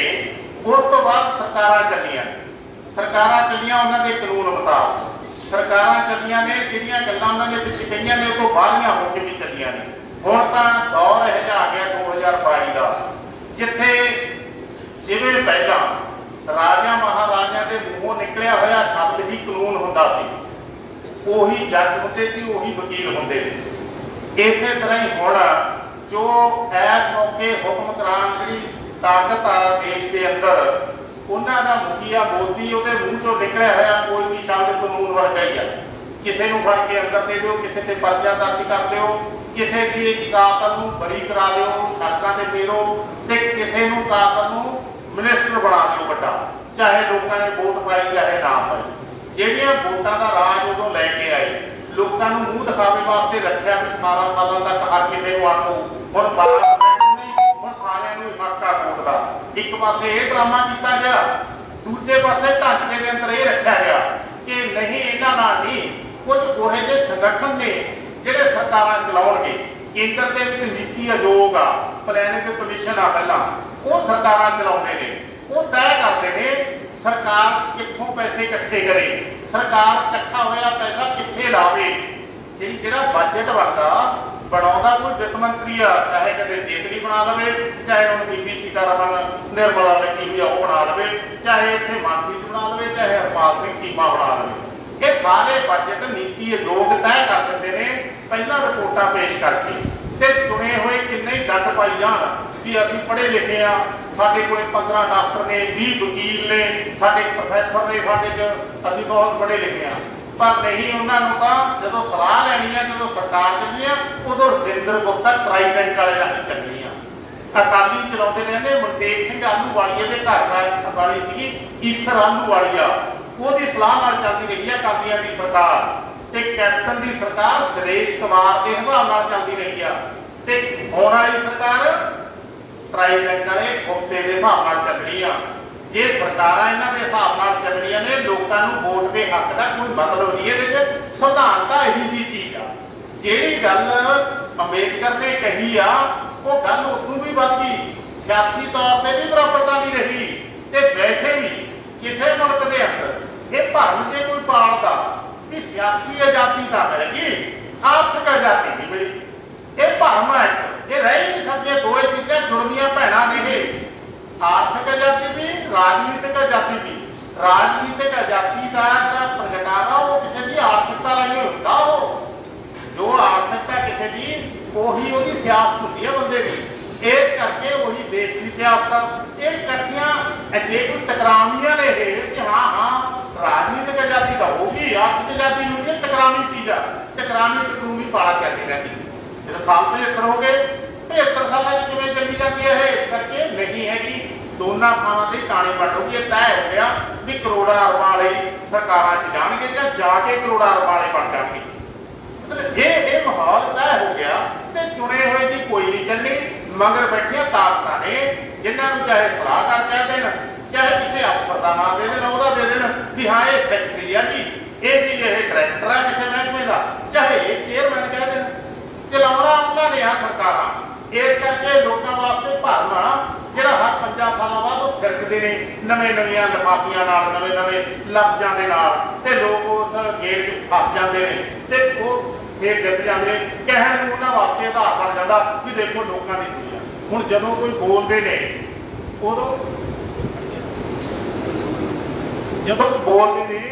ਉਦੋਂ ਇਹੀ ਕਹਿੰਦੇ ਨੇ ਭਾਈ ਸਾਨੂੰ ਤਾਂ 92 ਨੂੰ ਜਿਤਾਇਆ ਲੋਕਾਂ ਨੇ। ਲੋਕਾਂ ਨੇ 92 ਨੇ ਜਿਤਾਇਆ ਨੂੰ ਇਸ ਕੰਮ ਲਈ ਜਿਤਾਇਆ ਕਿ ਤੁਸੀਂ ਲੋਕਾਂ ਦੇ ਡਾਕਾਂ ਚਲਾਓ, ਤੁਸੀਂ ਮੁਲਾਜ਼ਮਾਂ ਦੀਆਂ ਪੈਨਸ਼ਨਾਂ ਕੱਟ ਲਓ, ਤੁਸੀਂ ਉਹਨਾਂ ਦੇ ਬਕਾਏ ਨਾ ਦੇਵੋ, ਤੁਸੀਂ ਬੇਰੁਜ਼ਗਾਰਾਂ ਨੂੰ ਰੁਜ਼ਗਾਰ ਨਾ ਦੇਵੋ, ਤੇ ਤੁਸੀਂ ਠੇਕੇ ਵਾਲਿਆਂ ਨੂੰ ਰੈਗੂਲਰ ਨਾ ਕਰੋ। ਇਹ ਕਿੱਥੇ ਆ ਵੀ ਇਸ ਗੱਲ ਤੇ ਤਾਂ ਵੋਟਾਂ ਨਹੀਂ ਪਈਆਂ, ਇਸ ਗੱਲ ਤੇ ਤਾਂ ਪੁੱਛਿਆ ਨਹੀਂ ਲੋਕਾਂ ਨੂੰ ਕਿਸੇ ਨੂੰ। ਇਹ ਕਿੱਥੋਂ ਤੁਸੀਂ ਕਦੋਂ ਪੁੱਛਿਆ ਲੋਕਾਂ ਤੋਂ ਵੀ ਅਸੀਂ ਟਾਟੇ ਨੂੰ ਦੇ ਦਈਏ 1100 ਏਕੜ ਜ਼ਮੀਨ ਉਹ ਮੰਗਦਾ ਵੀ ਬਿਜਲੀ ਨਾਲ ਚੱਲਣ ਵਾਲੀਆਂ ਕਾਰਾਂ ਬਣਾਉਣੀਆਂ ਨੇ, ਸਮਝੌਤਾ ਤੁਸੀਂ ਟਾਟੇ ਨਾਲ ਕਰ ਲਿਆ। ਜਰਮਨੀ ਦੀ ਕੰਪਨੀ ਆਈ, ਡੈਲੀਗੇਟ ਆਏ, ਤੁਸੀਂ ਉਹਨਾਂ ਨਾਲ ਸਮਝੌਤਾ ਕਰ ਲਿਆ। ਇਹ ਤਾਂ ਤੁਸੀਂ ਪੁੱਛਿਆ ਨਹੀਂ ਲੋਕਾਂ ਤੋਂ। ਇਹ ਨਹੀਂ ਲੋਕਾਂ ਦੇ ਸਾਹਮਣੇ ਗੱਲ ਲੈ ਕੇ ਵੀ ਮੱਤੇਵਾੜੇ ਦਾ ਚੱਕਰ ਅਸੀਂ ਦੇਣਾ। ਇਹ ਕਦੋਂ ਕਿਹਾ ਤੁਸੀਂ ਵੀ ਅਸੀਂ ਤਾਂ ਨਹਿਰਾਂ 'ਚ, ਨਦੀਆਂ 'ਚ, ਦਰਿਆਵਾਂ 'ਚ ਪਾਣੀਆਂ ਇੰਡਸਟਰੀਆਂ ਦਾ ਫੁੱਲ ਦੇਵਾਂਗੇ? ਇਹਨੂੰ ਹੁਣ ਤੱਕ ਨਹੀਂ ਰੋਕਿਆ। ਲੋਕਾਂ ਨੇ ਆਵਾਜ਼ ਵੀ ਉਠਾਤੀ, ਇਹਦੇ ਬਾਵਜੂਦ ਵੀ ਨਹੀਂ। ਜੇ ਤੁਸੀਂ ਕਿਸੇ ਨੇ ਉਠਾਈ ਨਹੀਂ ਸੀ, ਨਹੀਂ ਕੀਤਾ, ਜਦੋਂ ਆਵਾਜ਼ ਉੱਠ ਖੜੀ ਉਸ ਤੋਂ ਬਾਅਦ ਕੀ ਕੀਤਾ ਤੁਸੀਂ ਕੁਝ ਨਹੀਂ ਕੀਤਾ। ਇਹਦਾ ਮਤਲਬ ਇਹ ਸਾਰੀਆਂ ਚੀਜ਼ਾਂ ਉਸੇ ਦਾ ਹੀ ਪ੍ਰਗਟਾਵਾ ਨੇ ਜਿਹੜਾ 15 ਅਗਸਤ 1947 ਨੂੰ ਸਮਝੌਤਾ ਹੋਇਆ। ਇਹ 75 ਸਾਲਾਂ ਦਾ ਅਮਲ ਆ, ਜਿਹਦੇ ਵਿੱਚੋਂ ਐ ਕਰਦੇ ਕਰਦੇ ਲੈ ਕਿ 99 ਵਿੱਚ ਆ ਕੇ ਵੱਡਾ ਗੇੜ ਪਾਤਾ ਹੈ, ਤੇਜ਼ੀ ਨਾਲ ਕਰਨਾ ਸ਼ੁਰੂ ਕਰਤਾ। ਸਾਰੀਆਂ ਨੀਤੀਆਂ ਬਦਲਦੀਆਂ। ਇੱਕ ਦੌਰ ਸੀ 47 ਤੋਂ ਬਾਅਦ ਦਾ ਬਈ ਲੋਕਾਂ ਨੂੰ ਝਕਾਨੀ ਦੇਣ ਵਾਸਤੇ ਇਹ ਮੁਲਕ ਰੂਸ ਵਰਗਾ ਹੈ। ਇਸ ਕਰਕੇ ਤੁਸੀਂ ਐਂ ਸਮਝੋ ਵੀ ਰੂਸ 'ਚ ਹੀ ਰਹਿੰਦੇ ਹੋ। ਸਮਾਜਵਾਦ ਹੈ, ਗਰੀਬੀ ਹਟਾ ਦੇਣਗੇ, ਬੈਂਕਾਂ ਦਾ ਕੌਮੀਕਰਨ ਕਰ ਦਿਆਂਗੇ, ਕੋਈ ਨਹੀਂ ਸਭ ਪਿੰਡ ਪਿੰਡ ਸਕੂਲ ਖੋਲ ਦਿਆਂਗੇ, ਛੋਟੇ ਨਹੀਂ ਵੱਡੇ ਵੱਡੇ ਸਕੂਲ ਖੋਲ ਦਿਆਂਗੇ, ਹਸਪਤਾਲ ਵੀ ਖੋਲੇ, ਬੱਸਾਂ ਵੀ ਚਲਾਈਆਂ, ਰੇਲ ਗੱਡੀਆਂ ਵੀ ਚਲਾਈਆਂ। ਜਿਹੜੀ ਉਹ ਸਾਰੀਆਂ ਚੀਜ਼ਾਂ ਸਾਨੂੰ ਦਿਖਾਈਆਂ ਕਿ ਆਹ ਦੇਖੋ ਮੁਲਕ ਆਜ਼ਾਦ ਹੋ ਗਿਆ ਕਿ ਹੁਣ ਤਾਂ ਆਪਣਾ ਹੀ ਰਾਜ ਆ। ਹੁਣ ਉਹ ਸਾਰੇ ਕਿਉਂ ਲੋੜ ਸੀ ਉਦੋਂ ਲੋਕਾਂ ਦਾ ਦਬਾਅ ਇੰਨਾ ਜ਼ਿਆਦਾ ਸੀ। ਜਦੋਂ ਆਪਾਂ ਕਈ ਵਾਰੀ ਇੱਥੇ ਬੈਠੇ ਕਹਿੰਦੇ ਆ ਵੀ ਬਰਫ਼ ਪੈਂਦੀ ਆ, ਕੈਨੇਡਾ ਦੀ ਸਰਕਾਰ ਉੱਥੋਂ ਦੇ ਲੋਕਾਂ ਨੂੰ ਪੈਨਸ਼ਨ ਦਿੰਦੀ ਆ, ਉਸ ਮਹੀਨਿਆਂ ਦੇ ਪੈਸੇ ਦਿੰਦੀ ਆ। ਉੱਥੇ ਕਰੋਨਾ ਆ ਗਿਆ, ਸਾਡੇ ਤਾਂ ਇੱਥੋਂ ਦਬਲ ਕੇ ਘਰਾਂ ਉਹਨਾਂ ਨੇ ਉੱਥੇ ਪੈਸੇ ਦਿੱਤੀਆਂ ਸਰਕਾਰਾਂ ਨੇ। ਬਈ ਉਹਨਾਂ ਨੇ ਲੜ ਕੇ ਉਹ ਚੀਜ਼ਾਂ ਮਨਵਾਈਆਂ ਹੋਈਆਂ ਨੇ, ਹੁਣ ਹੋ ਰਹੀ ਆ ਉੱਥੋਂ ਦੀਆਂ ਸਰਕਾਰਾਂ ਨੂੰ। ਆਪਾਂ ਵੀ ਜਿੰਨਾ ਕੁ ਆਪਣੇ ਵੱਡ ਵਡੇਰੇ ਪਹਿਲੇ ਵੇਲਿਆਂ 'ਚ ਅੰਗਰੇਜ਼ ਸ਼ਾਹੀ ਦੇ ਖਿਲਾਫ ਲੜੇ, ਉਹ ਲੜਾਈਆਂ ਦਾ ਸਿੱਟਾ ਵੀ ਆਪਾਂ ਕੁਝ ਸਹੂਲਤਾਂ ਲੈ ਲਈਆਂ, ਕੁਝ ਸਹੂਲਤਾਂ ਆਪਾਂ ਹੁਣ ਲੜ ਕੇ ਲੈਂਦੇ ਆ। ਉਹ ਤਾਂ ਕਹਿੰਦੇ ਸੀ ਆ ਪਿਛਲੇ 2011 ਦੇ ਵਿੱਚ ਇਹ ਐਲਾਨ ਸੀ ਬਠਿੰਡੇ ਦੀ ਕਚਹਿਰੀ ਮੂਹਰੇ DC ਦਫ਼ਤਰ ਮੂਹਰੇ ਕੋਈ ਨਹੀਂ ਬਹਿ ਸਕਦਾ, ਚਲੋ ਜਿਹਨੇ ਜਾਣਾ ਉੱਥੇ NFL ਵਾਲੇ ਗਰਾਊਂਡ 'ਚ ਚਲੋ। ਇਹ ਐਲਾਨ ਸੀ ਉਹਨਾਂ ਦਾ। ਹੱਕ ਮਨਵਾਇਆ ਵੀ ਇੱਥੇ ਲਾਵਾਂਗੇ, ਨਾਲੇ ਤੇਰੇ ਬਾਹਰ ਖਿਲਾਫ ਲੱਗੇ ਤਾਂ ਉਹਨੇ ਇੱਥੇ ਵੀ ਇਹ ਹੱਕ ਆਪਾਂ ਹੁਣ ਵੀ ਮਨਵਾ ਰਹੇ ਹਾਂ ਕੁਛ ਨਾ ਕੁਛ। ਠੇਕਾ ਮੁਲਾਜ਼ਮ ਲੜੇ 2016 'ਚ ਉਹਨਾਂ ਨੇ ਕਾਨੂੰਨ ਬਣਵਾ ਲਿਆ ਤੇ ਹੱਕ ਚਾਹੇ ਲਾਗੂ ਨਹੀਂ ਹੋਇਆ ਅਜੇ ਤੱਕ। 2002 'ਚ ਲੜੇ ETT ਵਾਲੇ ਰੁਜ਼ਗਾਰ ਲੈ ਲਿਆ, 2004 'ਚ ਲੜੇ ETT ਵਾਲੇ ਰੁਜ਼ਗਾਰ ਲੈ ਲਿਆ, 2018 'ਚ ਅਧਿਆਪਕ ਲੜੇ ਰੈਗੂਲਰ ਹੋ ਗਏ। ਹਾਸਲ ਹੋ ਹੀ ਜਾਂਦੀਆਂ ਨੇ। ਤੁਸੀਂ ਕਿੰਨੀਆਂ ਚੀਜ਼ਾਂ ਮਨਵਾ ਲਈਆਂ, ਪਰ ਇਹਦੇ ਬਾਵਜੂਦ ਵੀ ਉਹ ਇਹਨਾਂ ਚੀਜ਼ਾਂ ਨੂੰ ਹੁਣ ਕੋਹਣ ਲੱਗੇ ਹੋਏ, ਹੱਕ ਹਕੂਕ ਵੀ ਤੇ ਆਰਥਿਕ ਪੱਖੋਂ ਵੀ। ਹਰ ਛੋਟੀ ਵੱਡੀ ਚੀਜ਼ ਤੇ ਟੈਕਸਾਂ ਦਾ ਪੈਸਾ ਅਰਬਾਂ ਖਰਬਾਂ ਇਕੱਠਾ ਕਰ ਲੈਂਦੇ ਨੇ। ਜਿਨ੍ਹਾਂ ਨੂੰ ਪੈਸਾ ਦਿਆ ਉਹਨਾਂ ਤੇ ਲਾਉਂਦੇ ਨਹੀਂ, ਜਿਨ੍ਹਾਂ ਵਾਸਤੇ ਕਹਿ ਕੇ ਲਿਆ ਨਾ ਉਹਨਾਂ ਤੇ ਲਾਉਂਦੇ ਨਹੀਂ। ਹੱਥੋਂ ਪੈਸੇ ਲੈ ਲਏ ਉਹਨਾਂ ਨੇ ਵੀ ਗਾਵਾਂ ਸੰਭਾਲਣੀਆਂ ਨੇ, ਅਵਾਰਾ ਫਿਰਦੀਆਂ ਨੇ, ਗਊ ਸੈਸ ਦੇ ਦਿਓ। ਦਿੱਤਾ ਲੋਕਾਂ ਨੇ ਗਊ ਸੈਸ ਦਿੱਤਾ। ਸਾਰਿਆਂ ਨੂੰ ਪੜ੍ਹਨ ਵਾਲਿਆਂ ਤੋਂ ਵੀ ਲੈ ਲਿਆ, ਪੜ੍ਹਾਉਣ ਵਾਲਿਆਂ ਤੋਂ ਵੀ ਲੈ ਲਿਆ, ਦਾਰੂ ਪੀਣ ਵਾਲਿਆਂ ਤੋਂ ਵੀ ਲੈ ਲਿਆ, ਬੋਤਲਾਂ ਦੇ ਲਾ ਕੇ ਸਭ ਤੋਂ ਲਿਆ। ਉਹ ਪੈਸਾ ਕਿੱਥੇ ਲੱਗਿਆ? ਜਦੋਂ ਗਾਵਾਂ ਸੰਭਾਲਣੀਆਂ ਨੇ ਉਦੋਂ ਫਿਰ ਡੇਰੇ ਵਾਲਾ ਸਾਥ ਭਾਲ ਉਹ ਕਰ ਦੂਗਾ।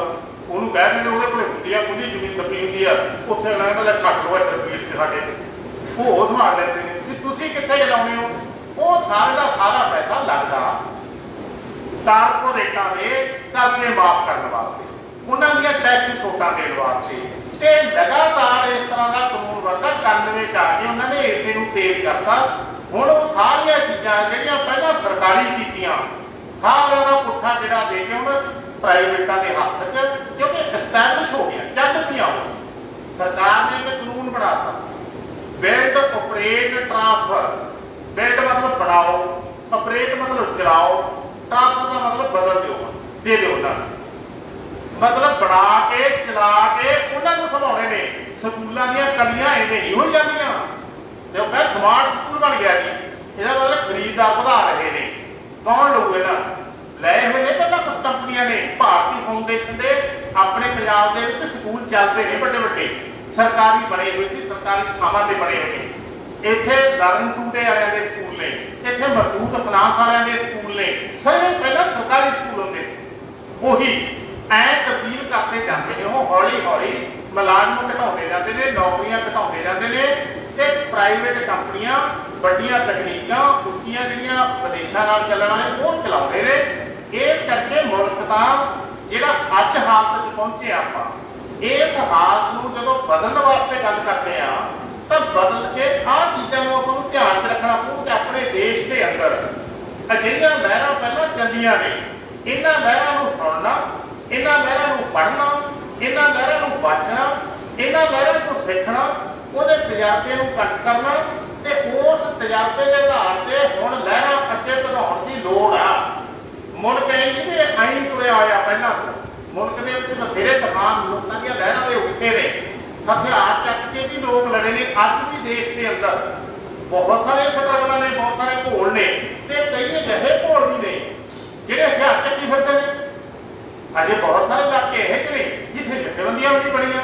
ਇਹ ਅਣਖਾਵਾਂਪਣ ਦੂਰ ਕਰਨਾ, ਇਹ ਦੂਰ ਹੋਣਾ ਭਗਤ ਸਿੰਘ ਵਾਲੀ ਸੋਚ ਤੇ ਚੱਲ ਕੇ, ਇਹ ਦੂਰ ਹੋਣਾ ਅਮਲ 'ਚ ਪੈ ਕੇ ਲੋਕਾਂ ਨੂੰ ਨਾਲ ਜੋੜਨਾ।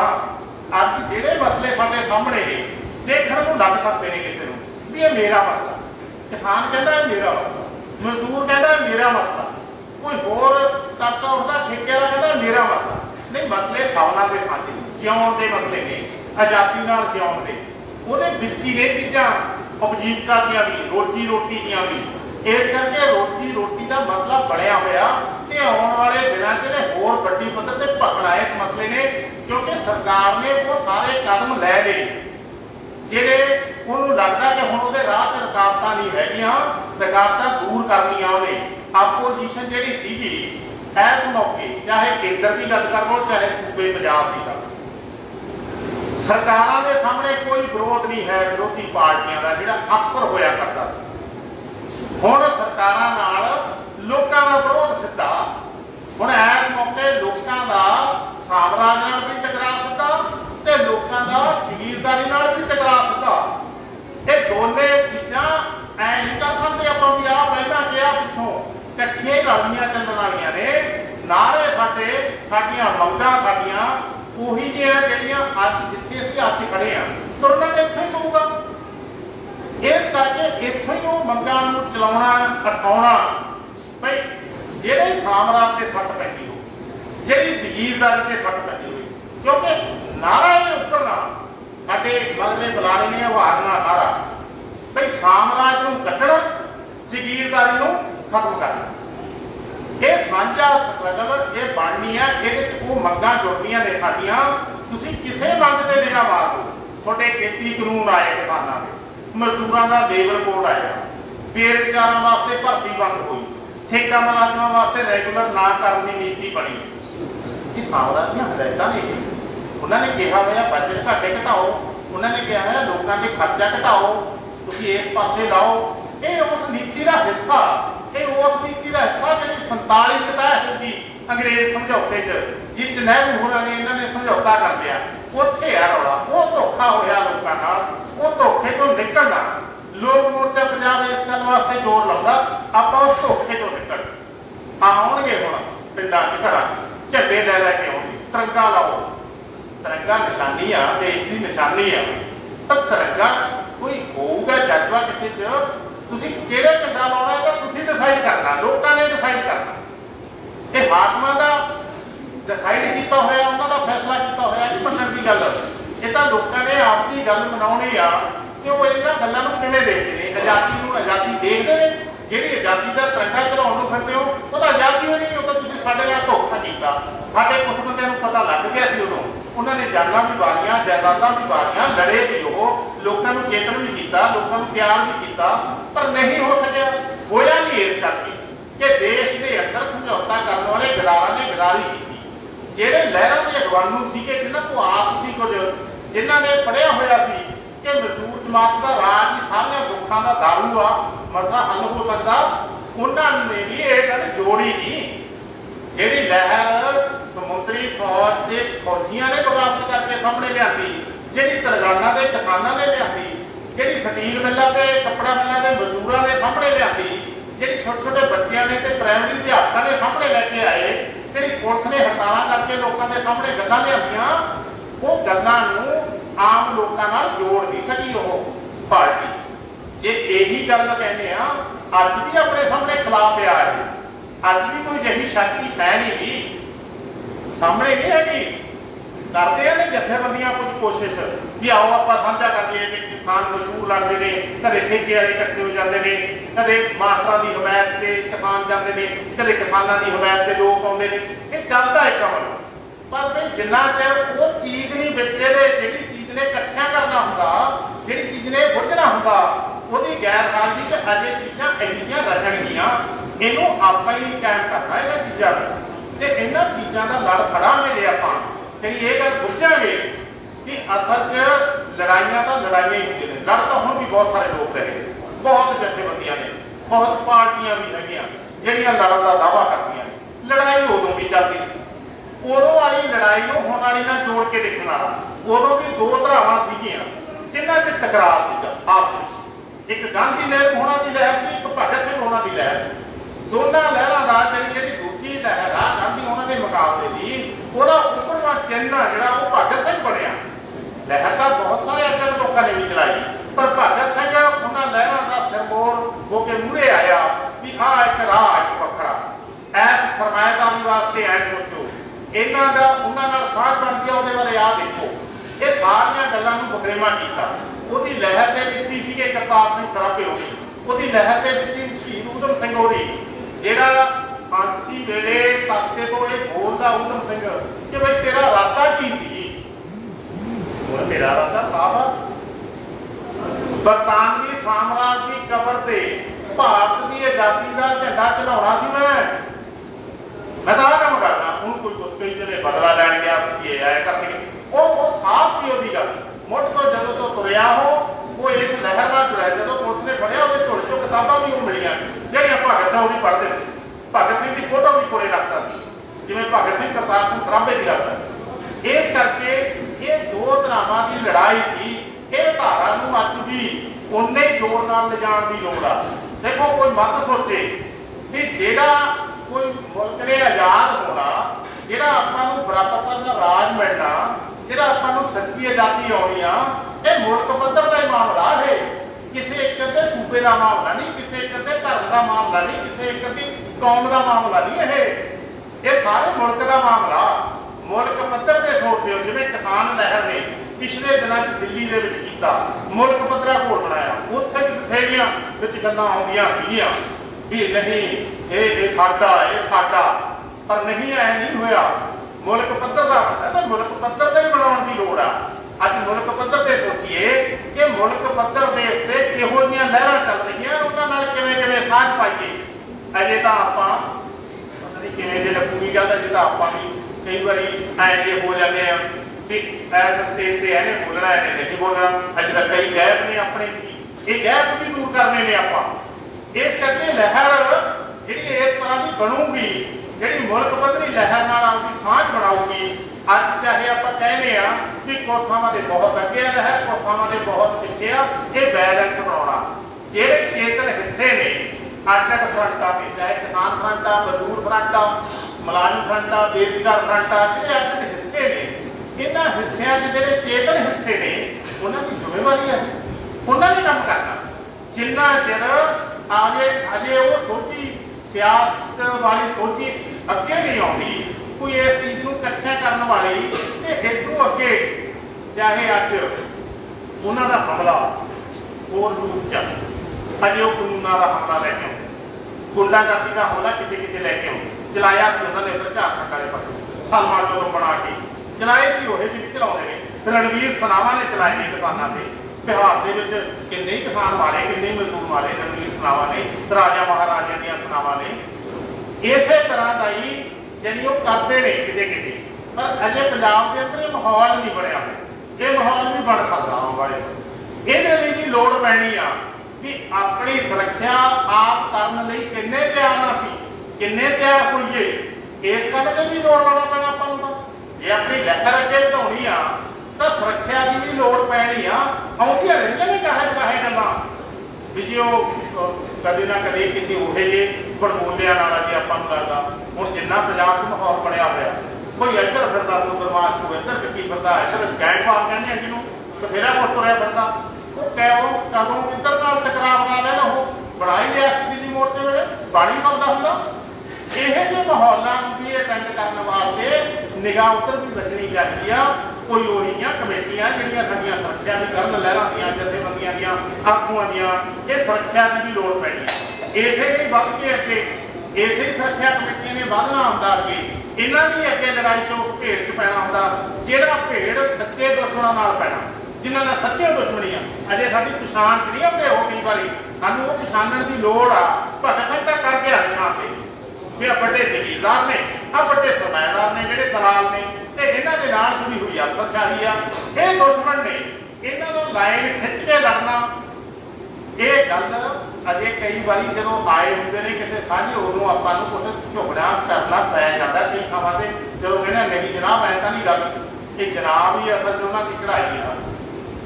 ਇਹ ਚੀਜ਼ਾਂ ਨੇ ਜਿਹੜੀਆਂ ਇਹ ਕੱਟਣ ਵਾਸਤੇ ਤਿਆਰੀ ਦੀ ਕਈ ਪੱਧਰਾਂ ਤੇ ਲੋੜ ਆ। ਇਹਨਾਂ ਗੱਲਾਂ ਨੂੰ ਸਮਝਣ ਦੀ, ਇਹਨਾਂ ਤਜਰਬਿਆਂ ਨਾਲ ਜੁੜਨ ਦੀ, ਤੇ ਅੱਜ ਦੀ ਜਿਹੜੀ ਹਾਲਾਤ ਆ, ਜਿਵੇਂ ਸਾਮਰਾਜ ਦੰਦ ਲਾਉਂਦਾ ਫਿਰਦਾ, ਉਹਦੇ ਨਾਲ ਜੁੜ ਕੇ ਜਗੀਰੂ ਸਤਾ ਹੋਰ ਮਜ਼ਬੂਤ ਹੋ ਰਹੀ ਆ, ਉਹਨੂੰ ਆਪਾਂ ਢਾਉਣ ਦਾ ਯਤਨ ਕਰਨਾ। ਇਹ ਸਾਰੀਆਂ ਚੀਜ਼ਾਂ ਦੀ ਲੜਾਈ ਵੱਡੀ ਆ। ਇਸ ਕਰਕੇ ਇਹ ਚਾਨਣ ਪਾਉਣ ਦੀ ਕੋਸ਼ਿਸ਼ ਕੀਤੀ ਆ ਵੀ ਸਾਨੂੰ ਇਹ ਗੱਲ ਸਮਝ ਆਵੇ ਵੀ ਜੇ ਐਡੀ ਵੱਡੀ ਸ਼ਕਤੀ ਜਿਹਦਾ ਦੁਨੀਆ 'ਚ ਸਾਰੀ 'ਚ ਰਾਜ ਸੀ, ਜਿਹਦੇ ਰਾਜ 'ਚ ਸੂਰਜ ਨਹੀਂ ਸੀ ਛਿਪਦਾ, ਉਹਨਾਂ ਨੂੰ ਇਹ ਗੱਲ ਖੇਡਣੀ ਪੈਗੀ ਆਪਦੇ ਉਹਨਾਂ ਗਦਾਰਾਂ ਨਾਲ ਰਲ ਕੇ, ਉਹ ਤਾਂ ਬਚ ਗਏ ਭਾਵੇਂ, ਪਰ ਹੁਣ ਵੀ ਉਹ ਸਾਡੇ ਸਾਹਮਣੇ ਨਾ ਸਿਰਫ ਇੱਕ, ਸਗੋਂ ਉਹਦੀ ਥਾਂ ਤੇ ਹਜ਼ਾਰਾਂ ਸਾਮਰਾਜ, ਜਿਹੜਾ ਵੀ ਦੁਨੀਆ ਦਾ ਸਾਮਰਾਜੀ ਦੇਸ਼ ਆ, ਉਹ ਸਭ ਇੱਥੇ ਨੂੰ ਕੁਰਸੀ 'ਚ ਘੁੰਮਦਾ ਸੀ। ਫਰਾਂਸ ਵੀ ਇੱਥੇ ਆ ਗਿਆ, ਜਰਮਨੀ ਵੀ ਆ ਗਿਆ, ਜਾਪਾਨ ਵੀ ਆ ਗਿਆ, ਇਟਲੀ ਵੀ ਆ ਗਿਆ, ਕੋਈ ਦੇਸ਼ ਨਹੀਂ ਜਿਹੜਾ ਟਕਿਆ। ਸਗੋਂ ਇੱਥੋਂ ਵਾਲਿਆਂ ਨੇ ਵੀ ਰਲ ਕੇ ਉਹਨਾਂ ਨਾਲ ਬਹੁਤ ਕੌਮੀ ਕੰਪਨੀਆਂ ਬਣਾ ਕੇ ਨਾ ਇੰਡੀਆ ਲਿਮਟਿਡ ਮਗਰ ਲਾਤਾ, ਕੰਪਨੀ ਅਮਰੀਕਾ ਦੀ, ਕੰਪਨੀ ਇੰਗਲੈਂਡ ਦੀ, ਕੰਪਨੀ ਫਰਾਂਸ ਦੀ, ਮਗਰ ਇੰਡੀਆ ਲਿਮਟਿਡ। ਇਹ ਭੁਲੇਖਾ ਪਾਉ ਚੀਜ਼ਾਂ ਨੇ, ਇਹ ਪਾਸੇ ਹਟਾ ਦਈਏ ਤੇ ਲੜਾਈ ਆ ਜਿਹੜੀ ਜਾਰੀ ਰੱਖੀਏ। ਆਓ ਕਿ ਆਪਾਂ ਸੋਚੀਏ ਜਿਹੜਾ ਹੱਲ ਕੀ। ਧੰਨਵਾਦ।